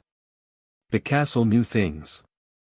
Harry felt it the way he'd felt the Flamel estate wards, recognition, warmth, something older than both. But where the Flamel wards had been the warmth of a house that had grown around 2 specific people over centuries, Hogwarts was something larger, more complex, a warmth that had more rooms in it than any one thing could contain. He put his hand on the glass and felt it pulse back, once. Ron looked at him. "Did you just?" "Yes," Harry said. "The castle's saying hello." Ron considered this. "Is it going to do that for the whole term?" "Probably not constantly. I think it's just," he searched for the right word, "noting my arrival." "Right," Ron said, in the tone of someone who was adapting his understanding of normal in real time and deciding to be fine with it. "That's. Yeah. Okay." The Great Hall was exactly as Hogwarts, a history had described it, which gave Hermione visible satisfaction, and was also more than any description could contain, which was a different kind of satisfaction that Harry thought was possibly better. The ceiling was the night sky, real and deep, the enchantment so good you forgot it was an enchantment. The 4 long tables were full of older students. The staff table ran the length of the front. He looked along it, noting faces against Flamel's information and Hermione's briefings, Flitwick, small and bright-eyed, Snape, black-robed, watching the first years come in with an expression of comprehensive evaluation, Quirrell, in a purple turban, and here Harry's attention sharpened, because Quirrell was looking at the incoming students with an expression that was performing nervousness while underneath it was something that was neither nervous nor teacherly. He filed that. He'd expected something off about Quirrell, given what he'd been told about last year's defense position and the pattern of problems. Seeing it confirmed was clarifying. He looked at the staff table's center and found McGonagall, who was already looking at him. She was precisely as Flamel had described her, contained, precise, with the quality of someone who had decided a long time ago what they believed and had spent every year since confirming or updating that decision based on evidence rather than pressure. She gave him a single, small nod. He nodded back. The sorting hat was placed on a stool at the front of the hall, and it sang, a song about the houses, clever and rhyming and clearly enjoying itself in the way of something old that has performed the same function for centuries and hasn't gotten tired of it. Harry listened to the whole thing with genuine attention. The hat was more than it looked, he'd known that from Flamel, who had described it as possibly the most sophisticated piece of enchanted cognition constructed before the 17th century. McGonagall called names from a scroll. They went up, one by one, put the hat on, were sorted.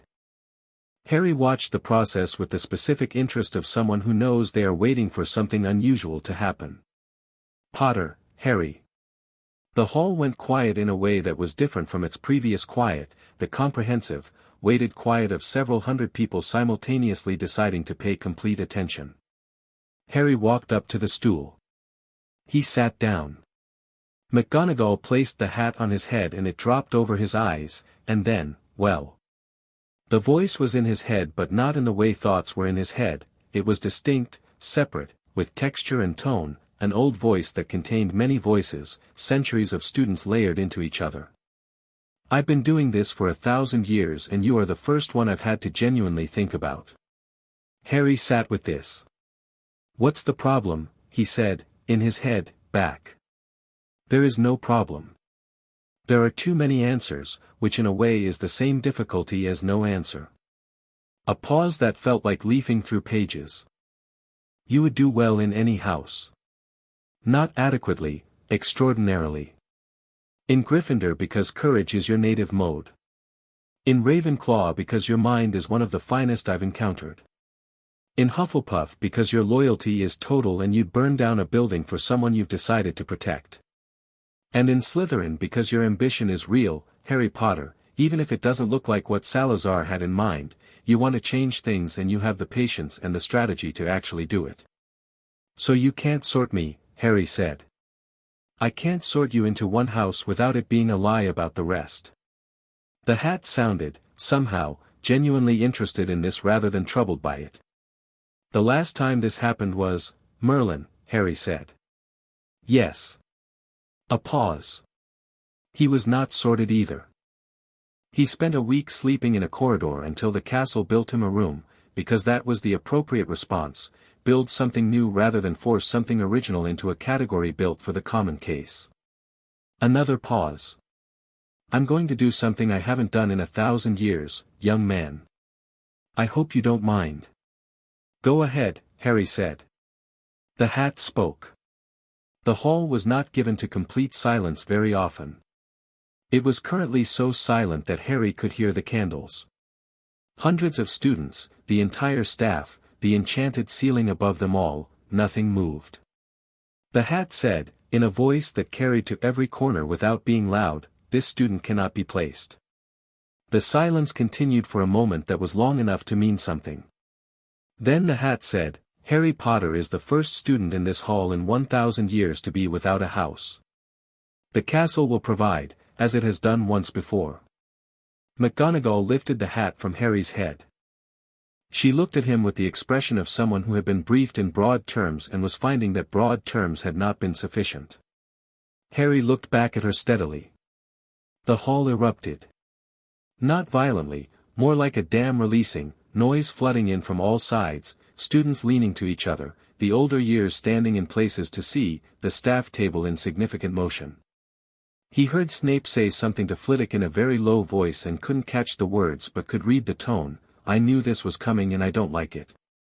He saw Dumbledore, seated at the center of the staff table, sitting perfectly still with his hands folded and his expression serene in the particular way of someone who has been startled out of serene and is reconstructing it while they think.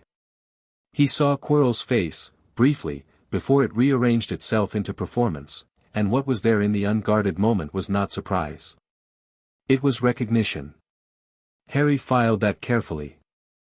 He walked back to the front of the hall, because it seemed like the thing to do, and stood there while the rest of the sorting finished, names called, hat placed, houses announced, and he watched the Gryffindor table receive Hermione with an enthusiasm that suggested the hat had made the decision before she'd even sat down, and he watched Ron go Gryffindor too, and he watched Draco Malfoy go Slytherin with the composed relief of someone whose outcome had never genuinely been in doubt.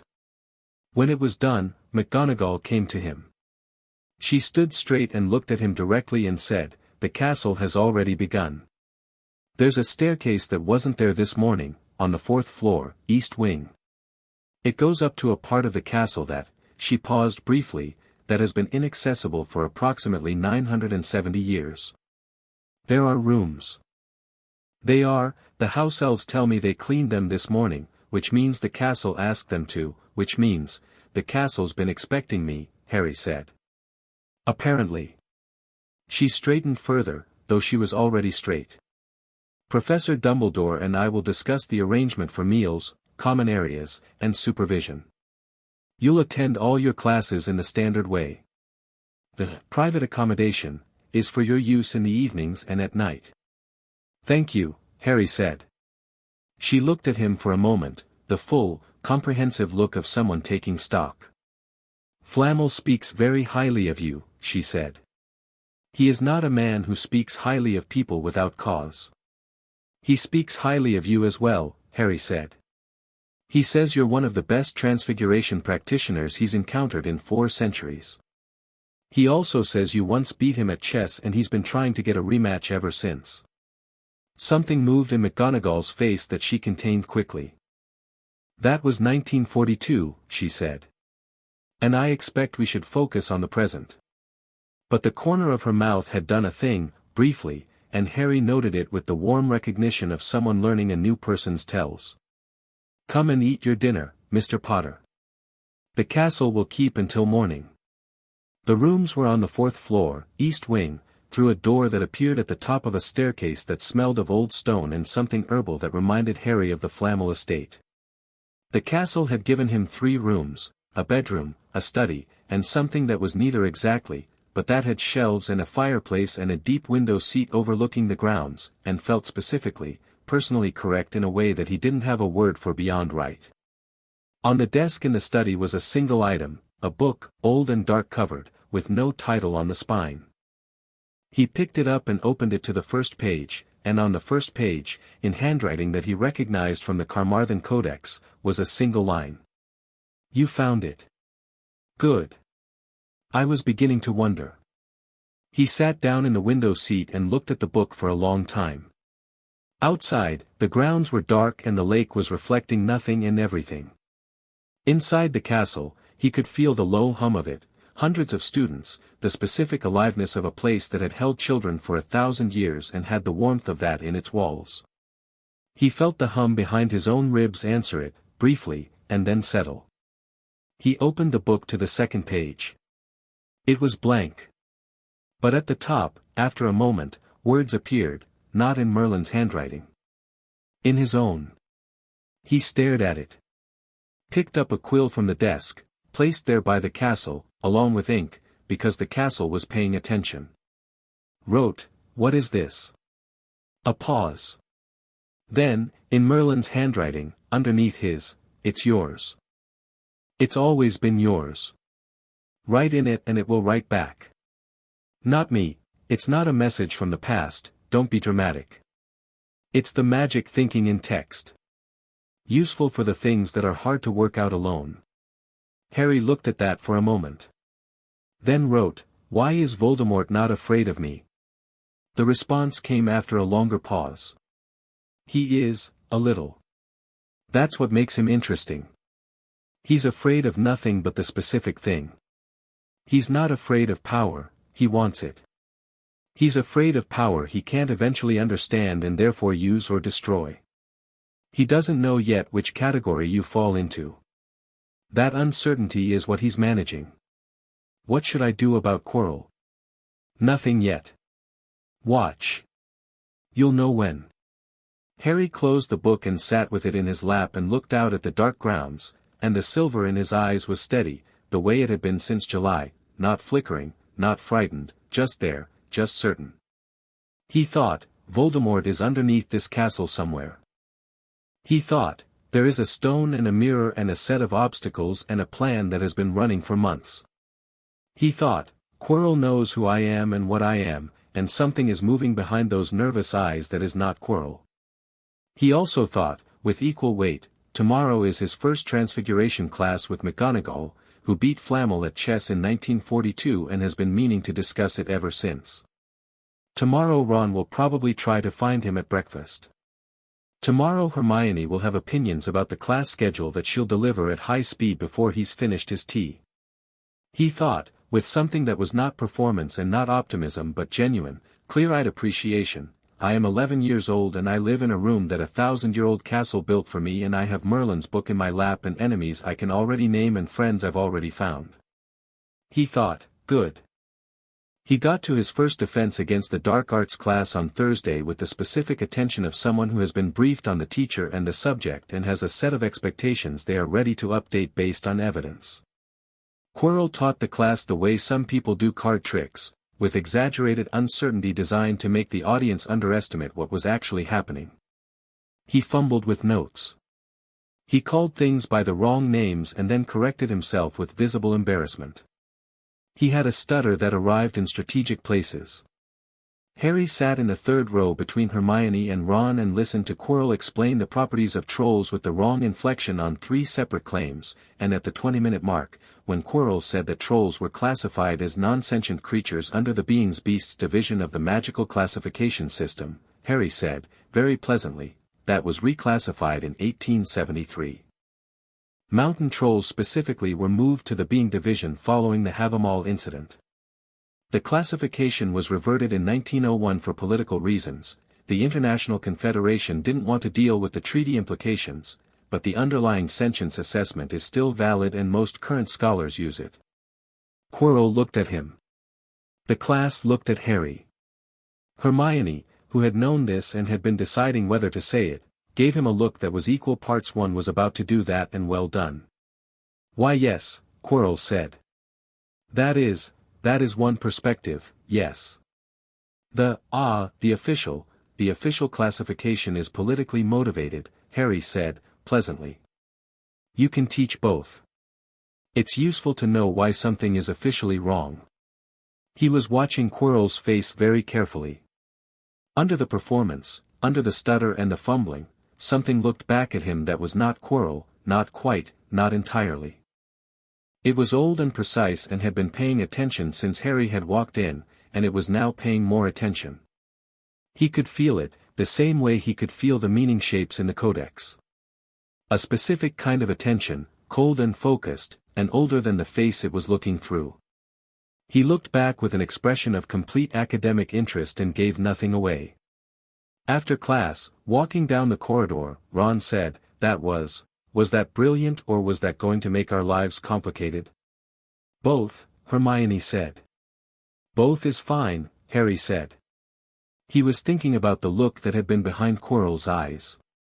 He was thinking about the fact that it had recognized him the way the wards at Flamel's estate recognized him, not with warmth, but with knowledge. Hermione, what does the library have on the Philosopher's Stone? She stopped walking.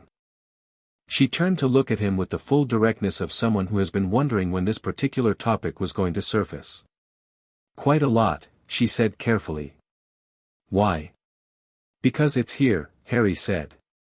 In the castle. I could feel it when we came through the entrance hall on the first night.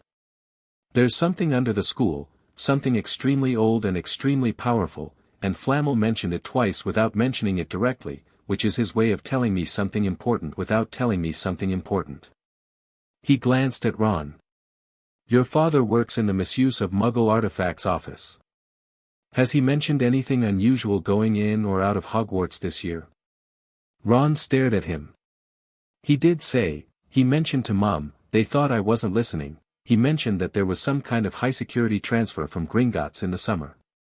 He said the curse-breaking team was involved. Yes, Harry said. And now the most powerful life extension object in the history of alchemy is in the basement of a school, with a man possessed by Voldemort teaching the one subject most suited to finding and accessing it. He looked at the corridor around them, at the castle, at the warm stones that had been answering his presence for 3 days with the consistent attention of something paying close care. We have time, he said. But not unlimited time. So let's find out everything we can, and let's be smart about it, and let's not make the mistake of assuming that having the advantage means we can afford to be careless. Ron looked at Hermione. Hermione looked at Harry. Something passed between all three of them that wasn't said and didn't need to be, the recognition, quick and certain, of people who have found each other at the right moment for the right reason. Library, Hermione said. Library, Harry agreed. Behind them, the castle hummed, warm, steady, and with what felt remarkably like approval. Chapter 4, The Thing Beneath the Castle. October arrived in Scotland the way it always did, without particular announcement, simply replacing September's relative warmth with a cold that came in off the mountains and meant it. Harry had been at Hogwarts for 5 weeks. In those 5 weeks he had attended every class, done every assignment, and been careful to do them well without being obviously operating at a level several years above what was being taught. He'd had exactly one conversation with McGonagall about this. She'd called him in after his second Transfiguration class, where he had, apparently, transfigured a match into a needle so completely and so rapidly that she'd needed to check it with 4 diagnostic spells before being satisfied it wasn't an illusion. You could do this before arriving, she'd said. It wasn't a question. Flamel and I worked on foundational transfiguration for about 4 months, Harry said. I wasn't trying to show off. When I know how something works, I can't really perform not knowing. She had looked at him with that comprehensive, evidence-based look. No, she'd agreed. I don't imagine you can. She'd paused. Do it correctly, at whatever pace is correct for you, and don't make your classmates feel inadequate doing it. That's all I ask. That's fair, Harry said. Good. She'd picked up her quill. Flamel also tells me you've been working on ambient structural transfiguration, form without continuous input. Yes. Show me sometime. I have a theory about the upper limit of that technique that I'd like to test against a genuine practitioner. She said it without ceremony, and Harry recognized it for what it was, not a teacher assessing a student but a scholar identifying a peer, carefully, with the dignity that required. He'd smiled. I'd like that. She'd almost smiled back. Dismissed, Mr. Potter. The 5 weeks had been good. That was the honest word. The classes were interesting, the castle was a continuous source of discovery, the book on his desk in the study wrote back to him in Merlin's handwriting most evenings and had become a genuine working relationship rather than a novelty. Ron had turned out to be one of those people whose quality of thinking was disguised by the casual delivery. He had excellent instincts about people, about situations, about when something was wrong, the kind of intelligence that didn't look like intelligence from the outside but operated continuously underneath the easy manner. Hermione had found the restricted section within the first week by writing such a thorough and formally correct request to Madame Pants that Pants had been compelled by sheer professional respect to issue a limited access pass, and had been systematically working through everything relevant to the stone and to Voldemort ever since. Draco Malfoy had been a particular thread worth following. He kept appearing, in corridors, in classes, at the edges of situations, with the quality of someone who wanted to say something and kept deciding against it. He was not, Harry had concluded, a simple person.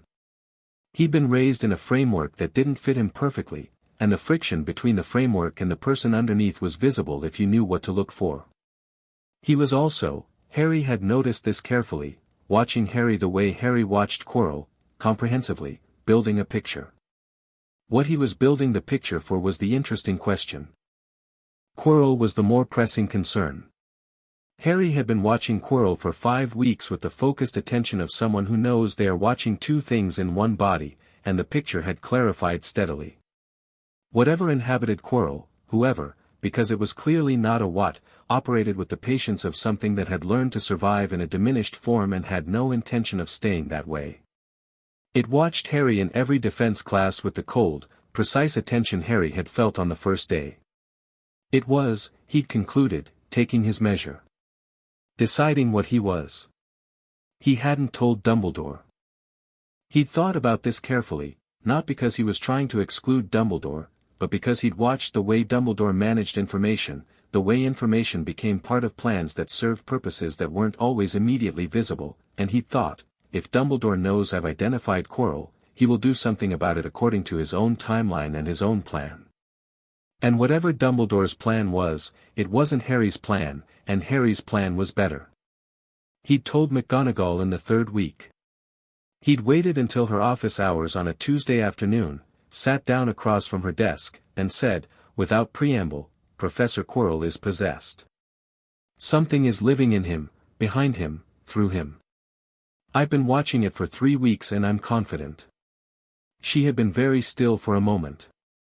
Then, what makes you confident? The quality of attention. There's something looking through him that is old and cold and has been studying me specifically since the 1st class. It doesn't react the way a nervous teacher reacts to a precocious student. It reacts the way an intelligent enemy reacts to a complication. He paused. Also, the back of his turban moves sometimes. Slightly, but it moves. Something is beneath it. McGonagall had set down her quill with the specific care of someone managing their own reaction to news they had half expected and fully dreaded. You believe, she said slowly, that Lord Voldemort has been in the school since September 1st, Harry said. Yes. She looked at him. And you're telling me this rather than Dumbledore, yes. He met her eyes. I respect Professor Dumbledore enormously. I also know that his way of handling this will involve a great deal of careful management and a timeline I probably won't be fully informed of. I'd rather work with someone who will tell me what they're doing. A silence. McGonagall looked at him with the expression she used for things that were true even when they were uncomfortable to acknowledge. That is, she said finally, a very honest and reasonably accurate assessment of a colleague I have worked with for 40 years, and I will not confirm or deny it beyond saying that. She picked up her quill again, you are correct to bring this to me, and I will handle the informational chain with the necessary care. She paused. What else? The stone is under the school. In the 3rd floor corridor, the one that's supposed to be off limits. Whatever's in that corridor is protecting it. He watched her face. You know about the stone. I am aware of the security arrangements, she said carefully. The protections, there are multiple layers. I can feel the shape of the enchantment structure from 2 floors up. He searched for the right word, cooperative. Multiple different magics from multiple different practitioners, stacked. There's a transfiguration layer in there that I think is yours. She was quiet for a moment. You can feel the individual practitioners. I can feel the different character of the workings. Yours has a specific quality, very clean, no wasted material, very exact. Like your teaching style. He said it straightforwardly. It's the best layer in there, architecturally. McGonagall sat back in her chair and looked at him, and what was in her face in that moment was something Harry had learned to recognize as the specific surprise that wasn't surprise at information but surprise at being seen, being understood accurately by someone she hadn't fully expected to manage it. Harry, she said, and it was the first time she'd used his first name. Yes. Be careful. She said it quietly and without performance. Not because I doubt your ability. Because what is underneath this school is genuinely dangerous, and being powerful does not make you immune to dangerous, and she stopped briefly, I have become rather invested in your continued existence. He looked at her for a moment. Thank you, he said. I mean that. Go to dinner, she said, picking up her quill again. And don't do anything about the corridor without telling me first. He went to dinner. He thought about what she'd said, don't do anything without telling me first, and thought, I won't. But I'm going to know everything about that corridor before November. Halloween arrived with Hogwarts in full autumn form, the great hall decorated with live bats that Flitwick had charmed to fly in formation, pumpkins lit from inside with actual fire that burned without melting, the smell of everything autumnal that the house elves produced with the comprehensive enthusiasm of people who genuinely enjoyed Halloween more than they were probably meant to. Harry was at dinner enjoying a particularly good apple tart when he noticed Hermione wasn't there. He looked at Ron. Ron looked at the Hermione-shaped space on the bench. She went to the library after last class, Ron said. She was upset about, Lavender Brown said something about the way she answered a question in charms. Said she was showing off. He paused. Which she was, a bit, but Lavender's got no room. Harry set down his fork. How long ago? I don't know. Before dinner started. Ron looked at him. She'll be fine in the library, she practically lives. The doors to the great hall burst open. Quirrell. Running, which was already wrong, Quirrell performed nerves but never ran, and the running now was wrong in a specific way, too fluid, too purposeful, the wrong kind of body language entirely for the character he played. He burst in, grabbed the nearest table edge, and shouted in a voice that carried exactly as far as the room required and no further, Troll. In the dungeon. Thought you ought to know. And then he fainted. Perfect faint. Practiced. Harry was already moving before Dumbledore called for prefects and house heads to organize evacuation. He caught Ron's eye and jerked his head toward the door, and Ron was up immediately, and they were out of the great hall and the movement of students and splitting from the crowd before anyone in authority had a clear visual on them. Library, Harry said. I know, Ron said. They ran. The library was on the second floor. The troll, Hermione said afterward, had come from the direction of the girls' bathroom on the second floor. Harry had no way to know this before they got there except that he could feel something, massive, wrong-shaped, blundering, somewhere above them, and the castle was giving off the magical equivalent of alarm, not the enchantment alarm of a ward being tripped but the organic alarm of something old being offended by something brutish inside it. They heard Hermione before they saw her, not screaming, which surprised Harry, but more like a series of increasingly urgent sounds that suggested she tried several solutions and none of them had worked yet. They came around the corner into a bathroom corridor and the troll was there, 12 feet of grey-green indifference to everything except the destruction it was currently pursuing, and it had backed Hermione into a corner between two sink fixtures with a club that had already put 3 holes in the wall. Hermione was not screaming. She was pressed against the wall with her wand out and an expression of furious problem-solving on her face, and she'd clearly tried at least 2 spells.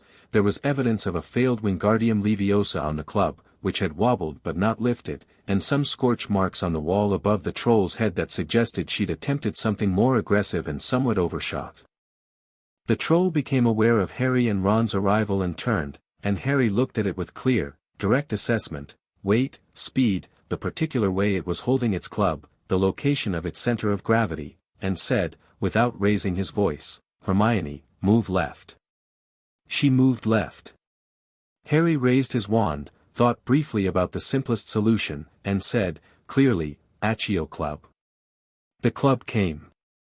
Not fast enough to avoid the troll's grip entirely, it twisted as it left the hand and the troll made a sound like a rockslide and lunged, and Harry stepped to the right and let the club hit the floor behind him and said the next thing, which wasn't a wand motion charm at all but something older, something structural, the kind of thing that didn't have a name in the current curriculum because it was Flamel's Advanced Practicals and not Hogwarts Year 1. The troll stopped. Not stunned, it hadn't fallen over, it hadn't gone blank. It had stopped the way something stops when the air around it becomes suddenly, specifically resistant to its movement, shaped around it like a mold, holding without violence. The troll made a confused sound and pushed and found that the push went nowhere. Harry walked up to it. He was the height of its knee. He looked up at it with the calm, comprehensive attention he gave everything, and the troll looked down at him with the small, red eyes of something that had never been stopped this way before and was not philosophically equipped to deal with it. Easy, Harry said, which was not really directed at the troll but at the working itself. He was fine-tuning the pressure, making sure it was holding without hurting. Then he looked at Hermione. "You all right?" She was. She was also looking at him with an expression that was trying to be analytical and kept breaking through into something rawer, the specific shakiness of someone who has been genuinely frightened and is refusing to let it arrive properly until later, when there's time. "Yes," she said. "How are you holding it like that?" "Ambient structural. We worked on it in France." He was still watching the troll, making minute adjustments. "Can you do me a favor? Can you figure out something to knock it out? I've got it held but I can't do both at once. There's a stunning spell, I know the theory, it's going to take a very big version of it." She stood up straight, and the calculation in her face sharpened into focus the way it did when she was given a problem that had a real answer and enough information to find it. She raised her wand. She considered. She said, very clearly, with the pronunciation Flitwick had demonstrated twice and she had been practicing in her room because that was the kind of person she was, "Stupefy." The jet of light that came out was not small. It was not year one. It was something that had Flitwick's instruction and Hermione's natural power behind it, and it hit the troll in the chest like a door slamming, and the troll went over, not quickly but thoroughly, the way large things fall, all of it at once, the floor shaking when it landed.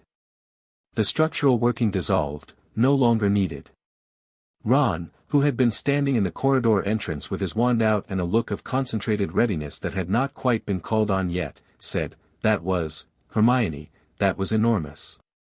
She looked at her wand. She looked at the troll. "I've been practicing," she said. "I know," Harry said. "I told you you were powerful."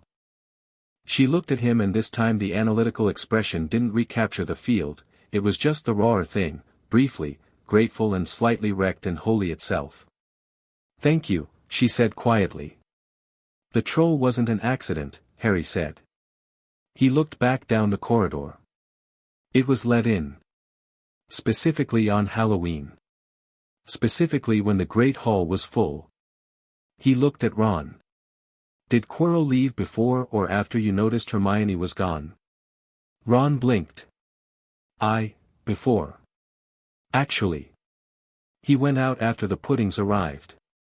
I thought it was a nervous thing, he let the troll in," Harry said. "As a distraction." He looked at Hermione. "There's something very important in this school that someone is trying to access, and we've just seen the first serious attempt." He paused, listening to the castle, feeling its agitation settling now that the thing in the bathroom was unconscious. He didn't get to it. Not tonight. Something stopped him. He tilted his head slightly. Actually, the castle might have stopped him. The wards on the lower floors respond to hostile intent at a very fundamental level. Flamel's design, mostly. The sound of running feet came from the end of the corridor, McGonagall, sharp and direct, with Snape and Quirrell half a step behind her, and Quirrell's performance of breathlessness was extremely good, Harry thought. Almost perfect. But his hands weren't right, they weren't shaking the way they should be if he'd genuinely been running around the castle in panic. They were still. Controlled. McGonagall looked at the unconscious troll. At the 3 first years. At Harry, specifically, with a look that contained a great deal of information compressed into very small space. "We will talk about this later, and I'm glad you're unharmed, and how exactly did you manage this?" Snape looked at Harry with the expression Harry had been receiving from Snape since the first potions class, cold evaluation, looking for something, not quite finding it or not quite finding it in the form expected. Harry looked back neutrally. Quirrell looked at Harry, and there was a moment, brief, pressured, gone, where the thing behind his eyes assessed the situation and revised something. Made a calculation. Harry felt it like a chess piece moving. "We came to help Hermione," Ron said, with the easy directness of someone who had decided the simplest story was also the true one. "She wasn't at dinner." We figured she might be upset about, she'd had a rough day. And then the troll was here. McGonagall performed the investigation that the situation required. Hermione said, with the specific kind of social courage that was harder than physical courage in some ways, if they hadn't come, I don't know that I would have managed. She said it simply, without false modesty and without excessive drama, which was exactly the right weight to give it. They were awarded 10 points each to Gryffindor, Harry's points going to Gryffindor by default until some administrative decision was made about his house situation, and sent back to their respective common rooms with the standard lecture about rule-breaking, which McGonagall delivered with appropriate sternness and eyes that said something different. In the corridor outside, walking back toward the East Wing staircase, Harry stopped and looked at the floor for a moment. Then he took out the book from his bag, he'd started carrying it, and wrote quickly, he tried tonight. Halloween. The troll was a distraction. The response came after a brief pause, in Merlin's handwriting, he'll try again before Christmas. The stone isn't going anywhere but he's running out of patience. He's been in that man for 18 months and the host is deteriorating. What's the trigger? The mirror. He doesn't have a way past it yet. That's what he's working on. Harry closed the book. He stood in the corridor outside the 4th floor East Wing with the castle warm and attentive around him, and thought about mirrors and stones and deteriorating hosts and patience, and then he went to his rooms and sat in the window seat and looked out at the dark lake and felt the thing behind his ribs, steady, calm, silver as winter light, and thought about what came next. November was a sustained research effort. Harry, Hermione, and Ron developed a working pattern, mornings in class, afternoons in the library for Hermione and wherever the castle's useful tendencies led Harry, evenings together in a corner of the library that Hermione had organized into something that looked remarkably like a small war room if war rooms were organized by someone who color-coded their notes.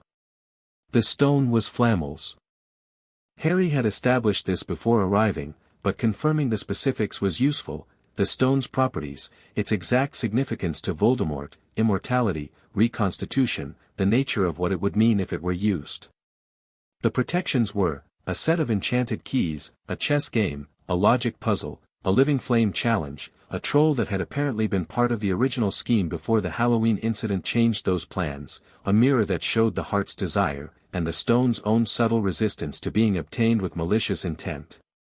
Harry had established this through a combination of the book, careful conversation with McGonagall, and the castle's tendency to show him what he was looking for when he was genuinely looking. The mirror's the final protection, Harry told them, 3 weeks into November, spreading what they knew across Hermione's color-coded notes. And it's the most elegant one. You can only get the stone out of it if you want to find it but not use it. That's the enchantment. Pure intent. So Quirrell, Voldemort, whatever is in there can't get it out regardless, Ron said. Not directly. But he's looking for a workaround. Harry tapped his quill on the table. Some way to have an agent with pure enough intent. Or some way to change the enchantment. Can he change it? Hermione asked. No. It's Dumbledore's work. But he might be able to find someone to go in for him who doesn't know what they're retrieving. Harry paused. Or he might give up on the stone and pursue another route to reconstitution. Is there another route? Yes, Harry said. I know what it is. We don't need to discuss it. He said this with the flat certainty that occasionally surfaced in him on specific topics, not evasiveness, just the recognition that some information being widely distributed was actively counterproductive. Hermione accepted this with clear reluctance. Ron accepted it immediately because Ron was good at reading when Harry's certainty was different in kind from confidence. So what do we actually do? Ron said. Harry looked at the notes.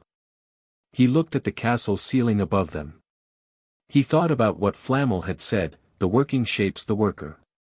He thought about what Merlin had written, the power is the answer. What it answers is the real question. We wait, he said. Carefully. We know more than he thinks we know, and that's the advantage.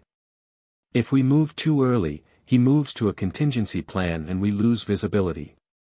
If we wait until he's committed to the approach, until he's actually in the corridor, in the protections, reaching for the mirror, then we're in a position where his contingency options are limited.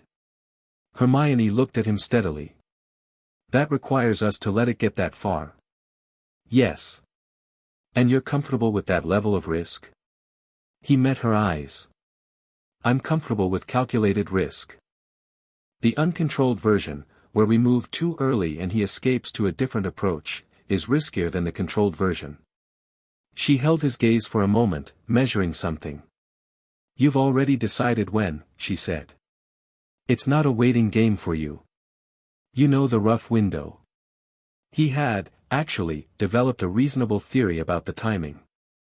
The book had given him the deterioration rate of Quirrell's host body as a guide. The more active Voldemort's presence, the faster the deterioration, and Quirrell had been looking increasingly ragged since October. December, he thought. Before Christmas or just after? December, he said.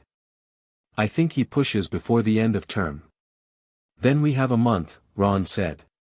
He said it with the steady acceptance of someone who has decided that if things are going to happen then being prepared for them is the correct response. What do we need to know? Everything about the Mirror of Erised, Harry said. Its specific enchantment mechanics. Whether it can be moved. What it does to someone who stands in front of it for extended periods. He picked up his quill. And everything about the Philosopher's Stone's direct properties, not just what it can do, but what it does when handled by someone whose intent is what Voldemort's intent is. Whether there's a reaction. There's a section in a restricted text I've been meaning to get to, Hermione said, already pulling a list from her notes. And Flamel would know more than any text. I'll write to him tonight. Harry looked at the map they'd made of the third-floor corridor and its protections, rough, careful, based on what the castle had shown him from above. Through floors he was learning to read the way you read the architecture of a building you know well. We're ahead of this, he said, not to reassure them but because it was accurate. Keep being ahead. It was Draco Malfoy who changed the shape of things in December, and he did it in a way that Harry had not specifically predicted, which he noted with the interest he gave anything his models hadn't anticipated. It was a Sunday evening, 2 weeks into December, and Harry was in the corridor outside the East Wing staircase going over the book's most recent response. Flamel had confirmed the December timeline and added 3 pieces of information about the mirror's mechanics that Harry had incorporated into his working theory, when footsteps came around the corner and Draco appeared, alone, without his furniture. He stopped when he saw Harry. He looked like someone who had been building up to something for several weeks and had finally committed to the approach and was now managing the arrival at the moment of commitment. Potter, he said. Malfoy. Harry waited.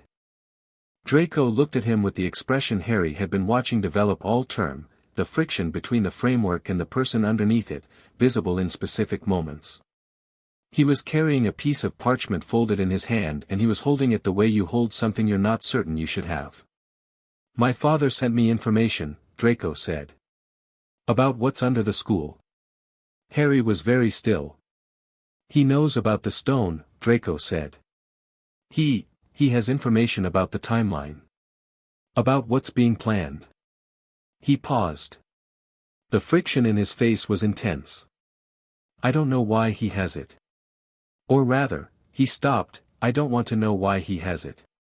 But he sent it to me because he thought I should know, and I've been carrying this for 5 days trying to decide what to do with it. And? Harry said. Draco looked at him. Something in his face settled, not comfortably, not with resolution exactly, but with the quality of a decision being finally made after a long internal argument. My father has been told that there's a plan to retrieve the stone before Christmas, he said. He's been told the date. He held out the parchment. The 19th. Harry took it. He read it. It was written in a hand he didn't know, careful and precise, and it detailed a timeline for the night of the 19th of December, when the staff would be occupied with the end-of-term celebrations, which security measures would be reduced, the sequence of protections and the Quirrell's intended approach. He looked up at Draco. Why are you giving me this? Draco was quiet for a moment. Because I've been at this school for 3 months, he said, and everything I was told about how it works has been wrong. What magic is, who has it, what it means. My father's framework, he stopped again, something briefly raw in his face, it doesn't work. I've watched you all term and it doesn't work. He paused. And whatever is in Quirrell is not something I want to win. Harry looked at him steadily. Your father will know you gave me this. Yes. That's going to be complicated for you. Yes, Draco said again, with the flat acceptance of someone who has already done the arithmetic on this. I know. Harry folded the parchment. He looked at Draco for a moment, at the boy underneath the framework, the one who had been 11 on a train and performing confidence without the script for what came next. Thank you, he said. This is genuinely useful. Something shifted in Draco's face. Not relief exactly. More like the release of a specific tension, the tension of doing something that couldn't be undone, that committed you to a position you hadn't held before, and discovering that the doing of it hadn't destroyed you. Does this mean, he started. You should go to sleep, Harry said. It's late. And, Malfoy. He waited until Draco looked at him. You made the right call. He said it simply, without loading it with anything extra. Draco nodded once, turned, and walked back around the corner without another word. Harry stood in the corridor and held the parchment and felt the chess pieces moving again, Voldemort's, his father's, Quirrell's, and now one that had been sitting apart from the board all term and had just moved into play. He went to his rooms and wrote in the book, December 19th. He has the date. The response came quickly, then so do you. Use it. He sat in the window seat and looked out at the grounds under their December layer of frost, and the silver in his eyes was steady as starlight and his mind was moving through everything he knew, the protections, the mirror, the stone, the deteriorating host, Flamel's notes on the mirror mechanics, the information Draco had brought, and building from it a plan that was not about surviving what was coming but about ending it. He opened the book again. Wrote, the stone needs to go back to Flamel before the 19th. If it's not here, there's nothing to retrieve. The response, who moves it? Harry thought. I do. With McGonagall's authorization. The castle will cooperate. A pause. He'll still come. Even without the stone. I know, Harry wrote. That's fine. I want him to come.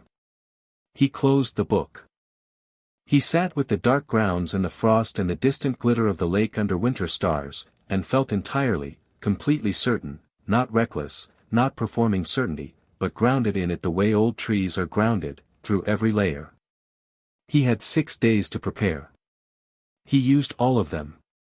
Chapter 5, Fire and Foundation. The 19th of December arrived cold and clear, the kind of winter night that had no interest in subtlety, stars sharp and absolute above the castle, frost on every surface, the grounds lying still under a sky that looked like it had been swept clean of everything imprecise. Harry had been awake since 4 in the morning. Not from anxiety, he'd slept well, which was itself a kind of information about where he was, but because there was a particular quality to the castle's awareness in the early hours of that morning, a heightening in its ambient attention that he'd learned to read the way you learn to read weather. The castle knew something was coming. It had been preparing in its own way since midnight. Certain doors that were usually open had closed, certain lights in corridors had dimmed or shifted, the particular quality of the ward architecture had tightened 1 degree, the way hands tighten before they're needed. He'd sat in his window seat with the book open and the frost on the outside of the glass making patterns that weren't quite random, and he'd gone through everything one more time, not from uncertainty but from the habit of a chess player reviewing the board before the final sequence. Every piece. Every contingency. Every variable he could name and the space he'd left for the ones he couldn't. The stone was gone. He'd moved it 5 days ago, on a Tuesday night, with McGonagall's authorization and the castle's cooperation, a door in the 3rd-floor corridor that had opened when Harry approached it and led to a route down that bypassed 3 of the protections entirely, which the castle had presumably arranged deliberately. He'd taken the stone to McGonagall's office where a port key had been prepared, and it was now somewhere in France that was not the Flamel estate and not connected to any location Lucius Malfoy's information could reach. He'd considered, carefully, telling Dumbledore. He'd gone back and forth on it in the week before the 19th and had reached his conclusion not through resentment or strategy but through something more straightforward. Dumbledore's plan, whatever it was, involved Harry surviving the encounter and Voldemort retreating, and then Dumbledore managing the aftermath according to his own judgment. Harry's plan involved something more complete. Those two plans couldn't run simultaneously without the worse one winning. McGonagall knew everything. She'd argued with him for 45 minutes on the Sunday before the 19th, sitting across her desk in the late afternoon with her hands folded and the particular tension she carried when she was working very hard against her protective instincts to engage with him on his terms. "You're 11 years old," she'd said. "I know what I'm doing," he'd said. "That's not the same as being old enough to be doing it." "No," he'd agreed. "But I'm the one who can do it. That's a different calculation than whether I'm the right age for it." She'd looked at him for a long time. "If anything goes wrong, then you'll know where I am and what I went in to do, and you'll have context that will be useful." He'd met her eyes. "I'm not asking you to let me go unsupported. I'm asking you to trust my judgment about the approach." Another silence. "Hermione and Ron," she'd said finally. "No," Harry said immediately. "They're not coming." She'd looked mildly surprised. "You've worked through the whole of this with them, I've worked through the research with them. The action is different." He was clear on this and had been clear since November. "Hermione is one of the most capable people I've met. Ron is smarter than anyone gives him credit for. But what's going to happen on the 19th isn't a puzzle they need to help me solve. It's a confrontation, and I don't want them in it." He paused. "I don't need them in it." McGonagall had heard the distinction. "They won't like that." "No," Harry said. "They'll be furious." "That's fine. I'd rather they be furious and safe than brave and hurt." She'd been quiet for a long moment after that. Then, "What do you need from me?"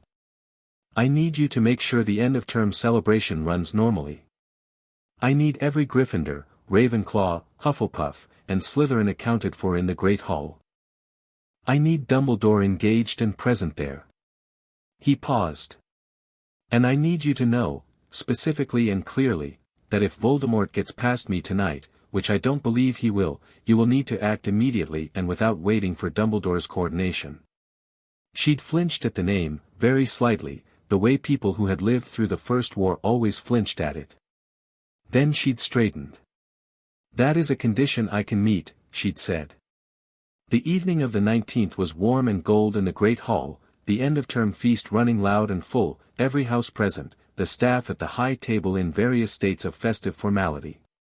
Harry had gone to dinner, sat with Ron and Hermione, eaten a portion of everything because he was practical about fuel, and listened to Ron talk about what the Weasley Christmas was going to look like, and Hermione described the Muggle Christmas traditions her family had that she'd been quietly investigating the magical parallels for. Hermione had looked at him twice during dinner with the specific look she had when she knew he was thinking about something he hadn't told her. He'd met her eyes both times and hadn't hidden that he was keeping something, which was its own kind of honesty. He wasn't pretending, just not elaborating. She'd held his gaze the second time for a moment and then looked back at her dinner with the expression of someone who was filing a disagreement for later. Ron had caught it. He'd looked at Harry over Hermione's head with a look that said, "Is this the thing?" and Harry had given him a very slight nod, and Ron had looked at his plate and eaten his Christmas pudding with the quiet, accepting gravity of someone who had decided that if Harry had a plan, then Harry's plan was probably worth trusting even when the specifics were unclear. Harry had left the feast at 9 o'clock with no announcement, just stood up, touched Hermione's shoulder briefly, caught Ron's eye once more, and went. The third-floor corridor was dark and completely still, the way corridors were at night when the castle withdrew its ambient warmth from spaces not being used. Harry walked it without a light. He didn't need one. The silver in his eyes had, over the months, developed a low-light capacity that he understood was part of the bloodline sensory expansion, the same way the meaning shapes in text were a sensory expansion. The corridor was clear and grey to him, detailed, unhurried. The door at the end stood closed. He stopped in front of it. Put his hand on the wood and felt through it. The Cerberus on the other side was asleep, had been asleep since 8, the harp charm running steadily, and beyond it the layers of protection descended through the castle like the floors of a building Harry had already mapped. He opened the door. He went through. The Cerberus slept. He dropped through the trapdoor in the floor and fell through the devil's snare, which withdrew from him the way plants withdrew from fire, recognizing something in him that it didn't want to contest, and landed in the chamber below. He moved through the protections with the efficient pace of someone who has studied the map and knows the territory. The key chamber, he moved through it on foot, the keys swirling above him, because he could feel the enchanted lock and unpick it without the broom in a way that took 20 seconds and a specific kind of focus that was less dramatic than the intended approach but more complete. The chess chamber, the pieces registered him and moved aside, not because he'd made any aggressive play but because the enchantment at its foundation was keyed to some principle of intent that the chess pieces had apparently decided he met, and 3 white pawns simply stepped out of his path and left a clear line to the far door. The troll chamber was empty. They'd removed the troll as part of the stone relocation, and the room smelled of its recent presence and nothing else. The flame challenge, black and purple fire, facing each other, a small glass bottle of potion on a table beside a riddle card in Snape's handwriting. Harry read the riddle in approximately 4 seconds, identified the correct bottle, set it aside, and walked through the flame on the left with a working that simply moved the heat sideways from his immediate vicinity without extinguishing anything, because extinguishing would have triggered the reignition sequence and that was unnecessary. He came through the last door and into the mirror chamber, and Quirrell was already there. He was standing in front of the mirror of Ariste, which stood against the far wall in its elaborate frame, gold lettering around the top that Harry had always known read Ariste stra eru oit ube kafru oit on wosi backwards, and the mirror itself tall and dark-framed, showing Quirrell his own reflection doing things his reflection wasn't doing. Quirrell had his wand out. His turban was unwound, hanging loose, and the back of his head, Harry had known what was there, had read the book's description of it, had known, was faced toward him. The face on the back of Quirrell's head had its eyes open. "Harry Potter," said the voice. Not Quirrell's voice. Something that had been Quirrell's voice once but was now shaped entirely by what was using it, thin, cold, distinct, with a precision that was almost beautiful in the way a blade was almost beautiful. "I wondered when you'd arrive." Harry stopped in the middle of the chamber. He looked at the face. He had known it would be strange, he'd known academically and had prepared himself for strange, but the reality of it was stranger than academic knowledge covered.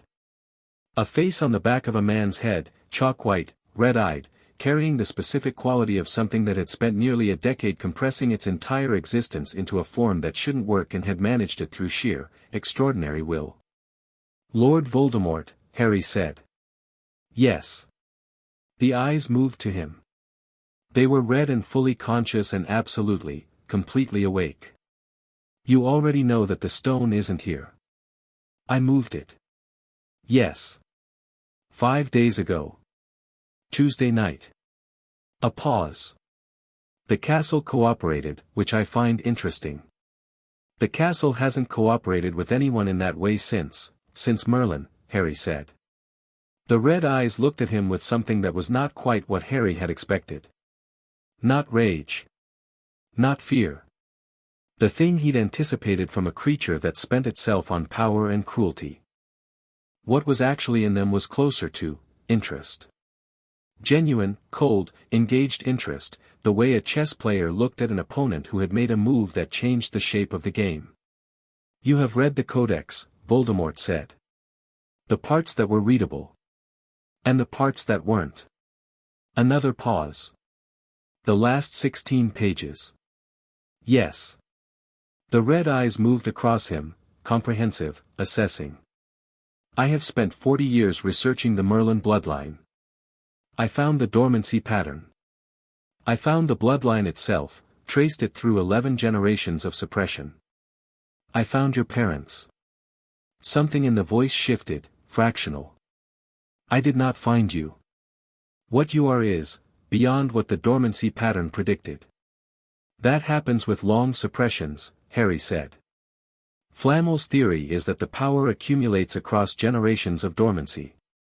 Each time it's suppressed it doesn't disperse, it compresses. And then when it finally expresses, it expresses at a multiple of what any single generation would have produced, Voldemort finished. He had the tone of someone completing a sentence they'd been working toward for a long time. Yes. I had that theory. I wasn't certain it was accurate. It is, Harry said. I know, Voldemort said. I can feel it from here. The Radius event confirmed it. What you demonstrated in Surrey at 10 years old, with no training, in response to purely emotional provocation, the voice carried something that was almost appreciation, was beyond the recorded output of any magical event in the last 3 centuries, including several that were the results of deliberate and sustained workings by multiple practitioners. He paused. You are not simply Merlin's heir, Harry. You are Merlin's argument. Harry looked at him. His argument for what? That the magical world was built on the wrong foundations.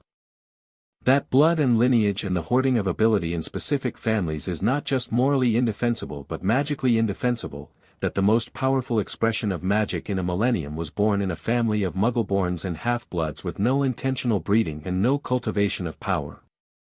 The red eyes held his. He finds that interesting and appropriate. I find it inconvenient. But I find the existence of you considerably more interesting than I find it inconvenient. That's a very elegant way of saying you want to use me, Harry said. Quirrell's body turned, and the red eyes faced him directly, and Voldemort said, I want to offer you something. Are you capable of hearing an offer before refusing it? Yes, Harry said. I'm capable of evaluating options. I'll hear it. Something shifted in the red eyes, surprise, very faint, the surprise of something that had expected a different response and was revising. You are 11 years old, it said, and it was the first time it had sounded like it was actually noting that, not as a weapon but as, genuine observation. I know, Harry said. Make the offer. The stone is gone. My current host is deteriorating past the point of sustained use. These are facts. What is also fact is that I have, in my weakened state, knowledge, experience, and resources that even your inheritance can't replicate, 40 years of magical research, contacts in 11 countries, understanding of dark workings that no living practitioner can match. He paused. I have been thinking, on nights when I could bear to think clearly, that the world I wanted to build, the world I burned myself half to nothing pursuing, was the wrong world. Built on the wrong principles. What you represent is a different principle. Older. More correct. The red eyes didn't waver. I am asking whether there is a version of this that doesn't end in this room. The mirror of Eriste stood behind him, showing its visions. The fire in the chamber's wall sconces threw warm shadows. The castle around them was quiet as deep winter. Harry looked at Voldemort. He looked at the red eyes and the white face and the Quirrell body it was using like a rented house that was falling down, and he heard the offer, heard it fully, with the genuine consideration he'd promised, and he thought about it. Really thought about it. Not about the power or the knowledge or the research, but about the thing underneath the offer. The actual question being asked. What you just described, Harry said slowly, isn't an offer from someone who wants partnership. It's an offer from someone who wants survival. You're telling me that the world you wanted was wrong because you're in a position where that concession costs you nothing and might buy you a great deal. He tilted his head slightly. If you were in a body, healthy, with the stone in hand and a path back to full power, you would not be making this offer. A silence. Probably not, Voldemort said. And it was the most honest thing he'd said, and they both knew it. Right, Harry said. So, no. Something in the red eyes went cold in a particular way, the cold that came after warmth had been tried and failed, which was a specific kind of cold, harder than the kind that had never been warm. Then we are past conversation, Voldemort said. Yes, Harry said. We are. Quirrell's body moved. It moved fast, faster than it should have been able to, powered by something beyond its own deteriorating musculature, wand up, killing curse forming on the lips, the green light beginning to coalesce. Harry stepped to the right and pushed. Not with his wand. Not with a specific counterspell. With the working he'd been building for 10 seconds while they were talking, the structural ambient that Flamel had spent months teaching him, which held form without continuous input and released all at once when he chose.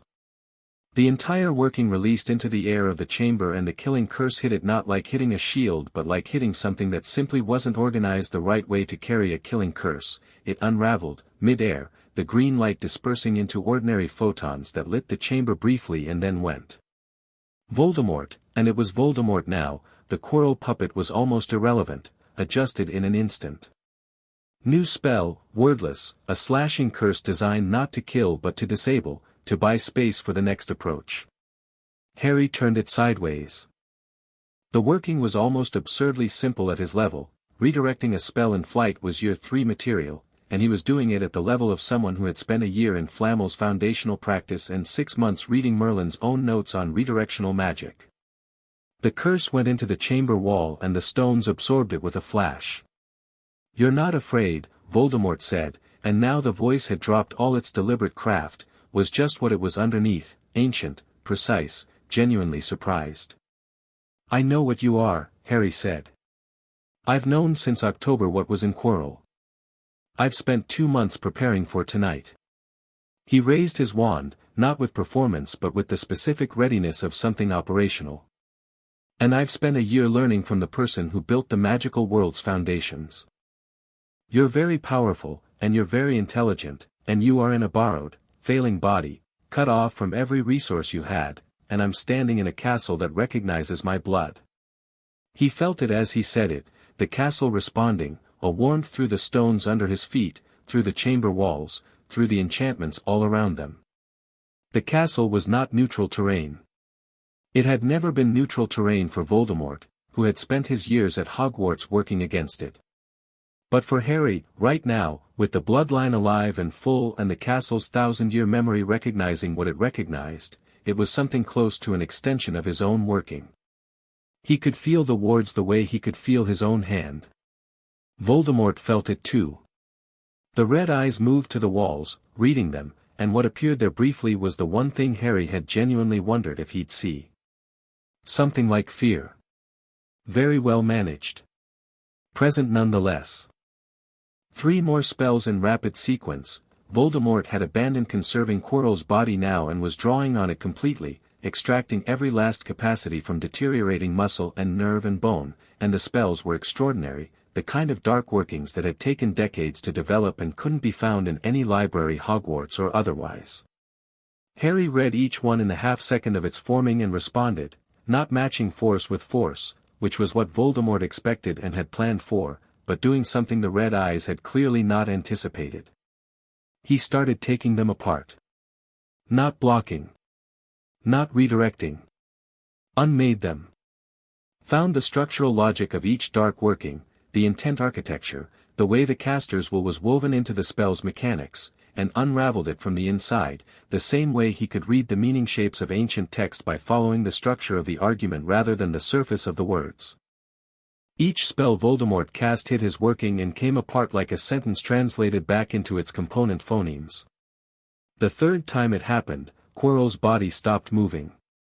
The red eyes looked at Harry across the chamber with an expression that had moved past surprise into something that had no obvious name in the vocabulary of a creature that had spent 40 years being the most powerful thing in any given room. "Merlin," Voldemort said, very quietly. Not as an address. More like someone confirming a diagnosis. "His inheritance," Harry said. "Not quite him." "Close enough," Voldemort said. "Close enough to matter." Quirrell's hands were shaking. The body was at its limit, the strain of what had been demanded of it was visible in every line. Voldemort knew this. He was making the calculation that Harry could see him making, in the red eyes, the same rapid chess player assessment he'd been doing all night, what moves remained, what the board looked like, what was recoverable. The host is failing, Harry said. Yes. If you leave him, he lives. Maybe. He's badly damaged. Harry held the chamber with everything he had, the working extended to every corner, not aggressively, just present, like the walls themselves. If you stay, the next working I do will take apart more than your spells. A silence that stretched.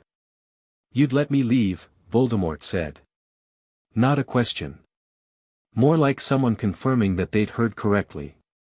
I'd let Quirrell be taken to St. Mungo's, Harry said. What you do after leaving him is a different matter. You'll be nothing, vapor, almost nothing, less than you were after Godric's Hollow. You'll have to find a way back that isn't this. He paused. But Quirrell doesn't deserve to die for being a weak man who got used by something that found weakness convenient. The red eyes held his for a moment. In them was the cold intelligence, fully awake, doing its calculations. Harry let it calculate. He didn't press. He didn't posture. He stood in the chamber with the castle around him and the silver in his eyes steady as the stars outside and waited for the arithmetic to finish. You will be in my way for a very long time, Voldemort said. Yes, Harry agreed. You understand that this doesn't end here. I know. And you're not afraid of that. No. Another silence. Then, from Quirrell's body, a sound that was the opposite of Voldemort's voice, thin, exhausted, human, the sound of a man who had been occupied and used and was suddenly in contact with his own physical deterioration all at once. A gasp. A collapse, Quirrell's legs going, the body dropping to its knees, and from the back of his head, in the space between one heartbeat and the next, something left. Harry felt it go, felt the cold presence evacuate the chamber like a change in atmospheric pressure, felt it pass through the walls and into the night beyond, felt the castle shudder once, very slightly, the way a house shuddered when a door was closed against wind. Then silence. Quirrell was on the floor of the chamber, breathing in the particular way of someone whose system was failing. Harry crossed to him immediately and crouched down. He put his hand on the man's shoulder and felt what was left. It was bad. The skin was wrong under his hand, feverish and cold simultaneously, the body's own systems compromised by months of parasitic occupation. He pushed a working through the contact, not healing, which he hadn't studied formally, but stabilizing, holding the most critical systems in place, buying time until someone who knew what they were doing could take over. Quirrell's eyes opened. They were brown and ordinary and completely exhausted, and they found Harry's face with the unfocused quality of someone who had been very far away. It's gone, Harry said quietly. You're free of it. Something moved in Quirrell's face. He tried to say something. What came out was shapeless, but Harry read the shape of it, something between apology and terror, and he said, "It's all right. You didn't have much choice, in the end. Get some rest." He paused. "Help is coming." He stood up and took a step back and felt the moment the extended working peaked, the structural ambient he'd held through the fight, the castle's wards amplifying it, all of it running at maximum for the past however many minutes. He felt it the way you felt a weight you'd been carrying when you finally set it down, not pain, but the sudden, comprehensive knowledge of how heavy it had been. He did not fall. He sat down cross-legged on the chamber floor next to Quirrell, because the floor seemed like a reasonable place to be, and he looked at the mirror of Erised still standing against the wall. He could see himself in it. He'd been wondering what he'd see, but he hadn't spent time worrying about it because there was always something more immediate to think about. Now, in the quiet after, he looked. In the mirror, he was older. Standing in a place he didn't recognize, full of people he couldn't quite make out. Not a crowd, more like a gathering. A hall of some kind, something built the way the Flamel estate was built, by someone with time and purpose. He was standing at the center of it, silver-eyed, and the people around him were different. Not uniformly anything. Not pureblood or Muggleborn or any of the categories the current system used to sort people. Just people, with magic, in a hall that felt like something new. He looked at the mirror for a long moment. Then he got up, because Quirrell needed help and the mirror's visions, however interesting, were for later. He took his wand and put 3 careful workings into the chamber door, notification workings, keyed to McGonagall, and then he sat back down on the floor and waited, and the castle settled warm and attentive around him, and outside the windows the December stars were very bright and the night was completely still. He was fine. He would feel it later, the weight of the confrontation, the seeing of Quirrell's life in the second of contact when he'd stabilized him, the sheer exhaustion of what he'd held and for how long. He would feel all of it later, and it would be real and difficult when it arrived. But right now he sat on the chamber floor with Quirrell breathing beside him and the mirror behind him and Voldemort gone into the winter night, and what he felt was something very simple. It was over. This part. This opening. The rest was still coming.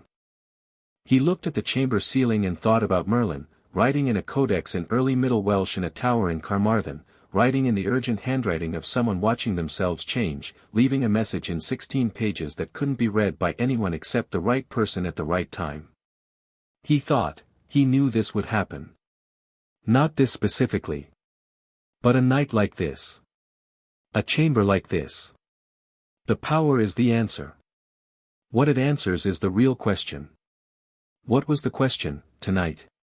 He thought, can a 10-year-old, an 11-year-old, face the thing that killed his parents and not become something terrible doing it? He thought, I think the answer is yes. I think the answer is, only if someone along the way treated him like a person. He thought about Flamel, driving to the station with the gravity of someone keeping an appointment. About Perenelle, who had hugged him on the first morning because someone should have done it a long time ago. About McGonagall, who had called him Harry in her office when she was worried. About Ron, eating Christmas pudding with the quiet acceptance of someone who trusted him. About Hermione, who had argued with a 1,000-year-old magical text and been right. About Draco Malfoy, standing in a corridor with a piece of parchment, having done the arithmetic on what it cost. He sat in the chamber and waited for McGonagall, and the silver in his eyes was very steady, and he was, all things considered, exactly who he'd needed to be tonight. That was enough.